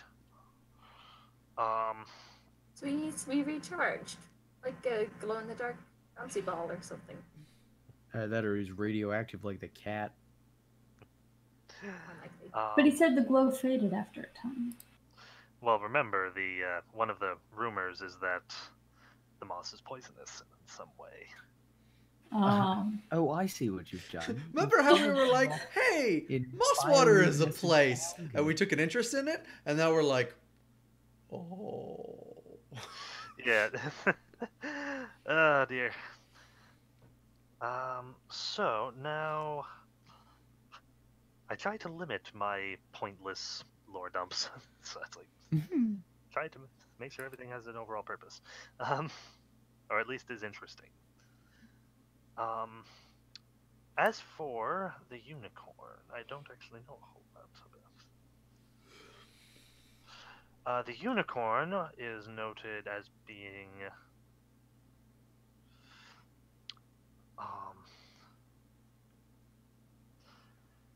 as I said before, most of the entry is talking about the hunt to get it. It was apparently quite difficult.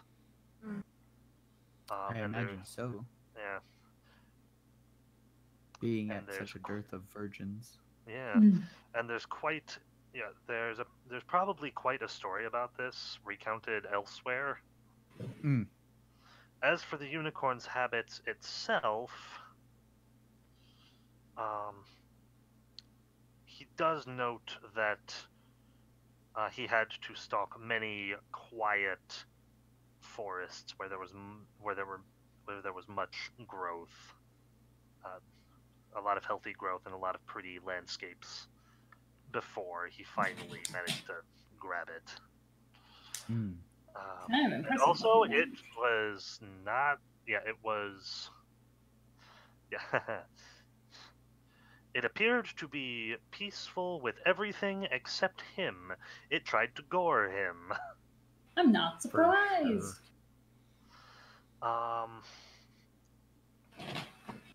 It coexists. So he hypothesizes that, yeah, it coexists with nature and does not take kindly to people poking in and messing things up or trying to disrupt things. Disrupt the natural flow. Yes. The Sphinx. The Sphinx. Yeah. He describes as having come across this creature close by, some semi-close to where he encountered the giant scorpions. This one was in Egypt proper, Osirian. And he notes that, based on what he has found out, there are more of them. There are 2 of them. He calls the one that he captured a she, and notes that it has a great fondness for knowledge and riddles. Me too. And that was in fact how he was able to capture it, was tricking it through riddles. Okay, so it is intelligent, and we may be able to bargain with that one. And the unicorn will hopefully not try to murder any of us. Yeah. It's going for you, straight off. I'm calling it now. Look, as much as the doctor hates it, I think we have discovered that he is actually chaotic good. What? What? You cut out right. Oh, I said, as much as the doctor hates it, I think we have discovered that his alignment is in fact chaotic good. Yeah. He's really trying to be chaotic neutral, but he keeps failing at it upwards. Well, it's not your alignment that I'm afraid of. It's that you maybe take nature and twist it a little. So do you. Yeah, Magdalena and the doctor together might piss off the unicorn. Also, the doctor doesn't actually twist nature. He uses it. Yeah. Nature. Just like barbarians that take acid. What? I don't. I'm just saying, I don't know that a unicorn would agree with some of the things that you do. So anyway, yeah, that is what you are able to find out.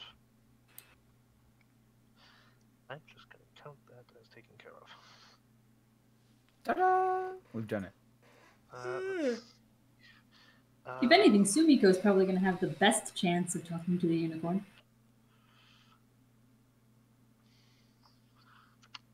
What are you talking about? Pavla is made of virtue. The awkward point where it's like, all right, raise of hands. Who in the party? Who in the party? What, Joel? No, that's he's like saying that's like this is the. This No, is I'm not saying like necessarily virginal. I'm saying virtuous. As I said, I've had this conversation with Caleb about Pavla's feelings on this, and he knows exactly where she stands on this. She's a murderous little. Oh, you know what? I can add that to it as Murder well. all day, every day. What? No. But she draws the line. Murder every day. 5 is sweet. Mermaider. Okay. So.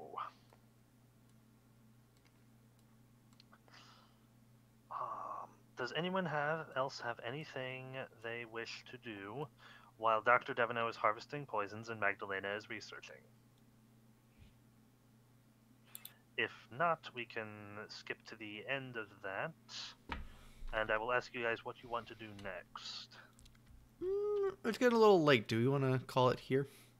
Yes, I mean, yes, I just want to know what scene it ended on. Like, are we ending with you guys going up for a rest, or are we ending with you guys opening the door to the next room?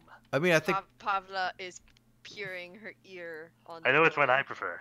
I mean, we probably at least want to open the door to see what we're dealing with. If we have to fall back to plan, we can just close it and walk away. Cool. Except for maybe the I'm doing octopus. pretty well.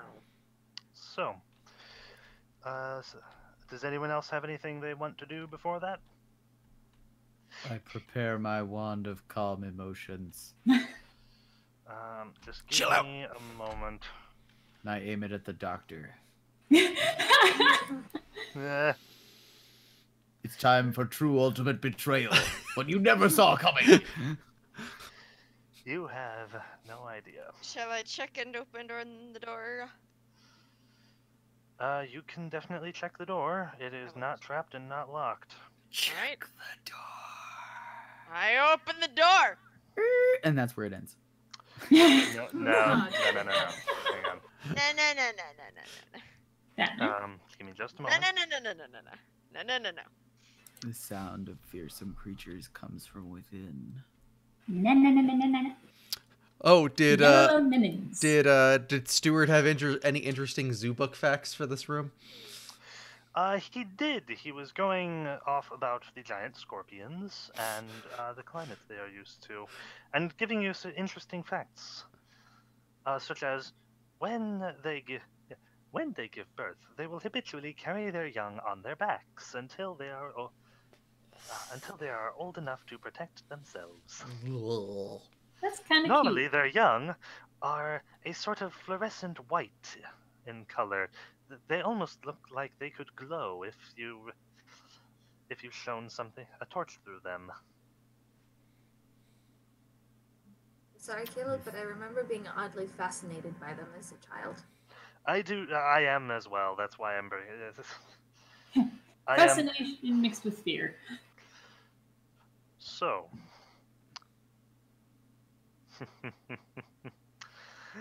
You guys open the door. It has 15 hexapods. Yeah. So, what you guys see. I'll just go ahead and reveal this. This is the room you see. Steward is there beside you. Take care, dear guests. We now enter one of the most perilous, the room of one of the most perilous creatures in Dorathamon's menagerie. The mask of darkness. And he turns to look ominously into the room. And Pavla, you open the door. Uh-huh.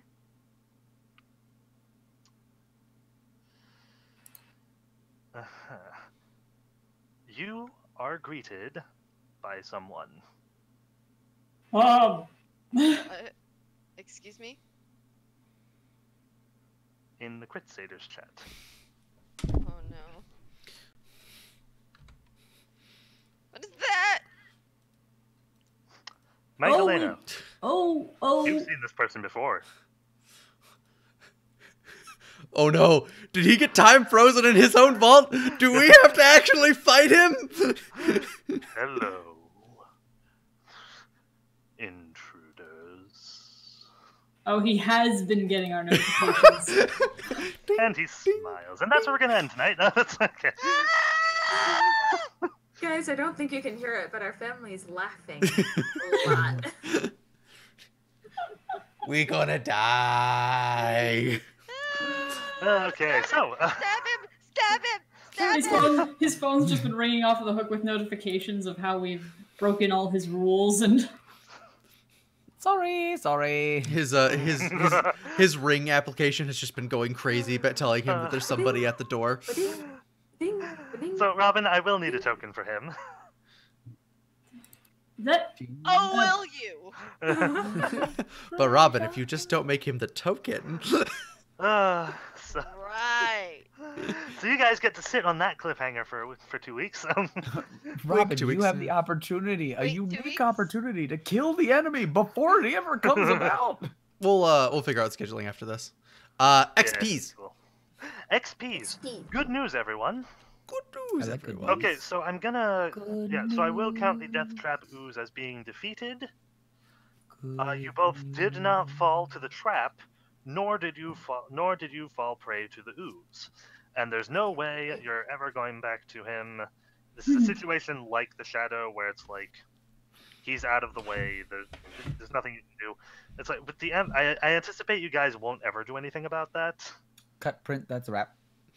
And you guys were smart enough to get out of there. Look, my entire plan is now to grab Neurathlon and drag him in and put him underneath the thing. That's the only logical solution. Let me introduce you to one of your old friends. So, just give him to the not aboleth. I mean, if there's an aboleth. So, you guys ended up with an overall experience total before division of 10,000 points. Each of you will get 2,000 points. Oh. Whoa. I'm next level. Woohoo. So am I. Pretty sure. Or Or at least next quarter level. Yeah, what is Yeah. 2300? Yeah, what is the next quarter level? Hold on, I will let you guys know in just a moment. Think Devino, you're at the next level. Oh, yay! Pretty sure I'm at my next quarter level. Magdalena, Shing, and Pavla all hit their final quarter levels for depth. Sumiko, you Yes. hit your half level. Woo! Ooh, I am. So, What's my next quarter level experience number? So I can you're- okay, so Sumiko, your next experience number is 19,130. Yes, you are that's at- where I currently am, right? Yeah. But No, that's where you are now. yes. Okay, What's yeah. the number, the next goal? The next goal will be for the quarter level. Is 21,000. Thank you. Shing, So, Ooh. you are now. I at actually get 3 bonuses. quarters. So Shing, Magdalena, and Pavla, you all get your saves. I do. hey, I like Yeah. saves. Yeah. Devino, you Get- obviously get Yeah, I get your H. whole level. Yeah, I get HP, and this was another level in Barbarian. So when is the next level so I can put it for my sheet? Next level or next quarter level? I mean, it's the same for me. I hit my final quarter. No, yeah, 23,000. Nice. 23,000. Pablo and Magdalena, it's the same, 23,000. Okay. Yep. Yeah, Hey. good experience from that one. I get +1 to all my saves. Yeah. Okay, you go. Hey, So where do I input this? All over the place. Just anywhere that there's room. Just everything gets +1. That's what I do. It depends on your class. Let me go get your thing, class. because you have a special sheet, because we're combining weird sets of rules. I don't have class. Make sure you guys do not accidentally erase things. I'll just say that now. So. And like last time, where I accidentally erased some very important information. All right, so at level 6. All right, so you have a +6 to your BAB. You should have +5 to your fort save, +5 to your reflex save, +2 to your will save. You get a bonus feat and a key power. Oh, and your fast movement increases by 10 feet. Pretty cool. So That'll now, be good. Well, wait, she gets that when she. I get that at level 6, 6. right? oh, you're not level 6. Sorry, you're level No. 5. Yeah, you're the only one. Yeah, I just get my fort save bonuses. Okay. Sorry, just my save bonuses, I should say. Okay, so your save bonus difference is +1 to fort and +1 to reflex. So up your Base. Yep. Whew. Okay, we got through the one combat I was really dreading. For Good job. obvious reasons. Yeah. You're excused, Haley. I have a question. Oh, Yeah. fun. What can we do you for? I totally forget how we divvy out what bonuses we gain per quarter level. Which quarter are you at? Second She quarter. is at she's at 1/2, so she'll be getting half of her hit points and half of her skill points. Rounded down. Yeah, I'm gonna make a note for myself to edit my sheet, because I'm gonna calculate everything together and then figure it out, because I don't know what rage power I want anyway. So Yeah. Haley.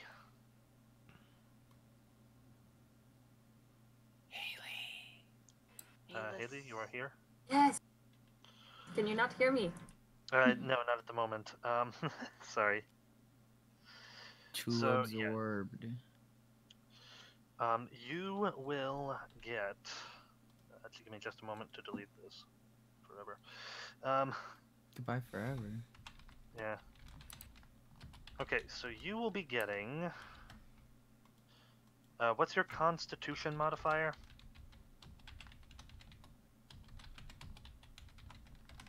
And your Intelligence modifier.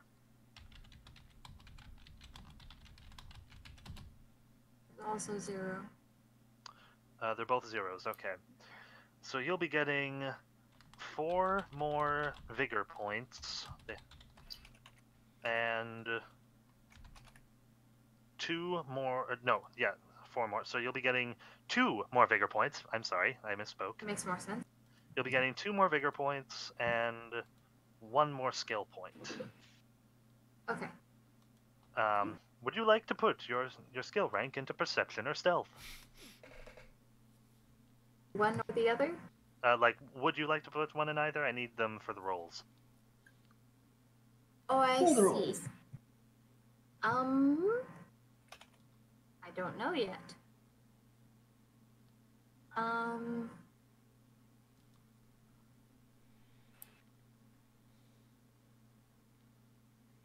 Let's put one in stealth.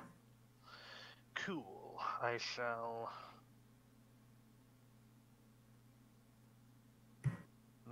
okay, I shall adjust everything accordingly.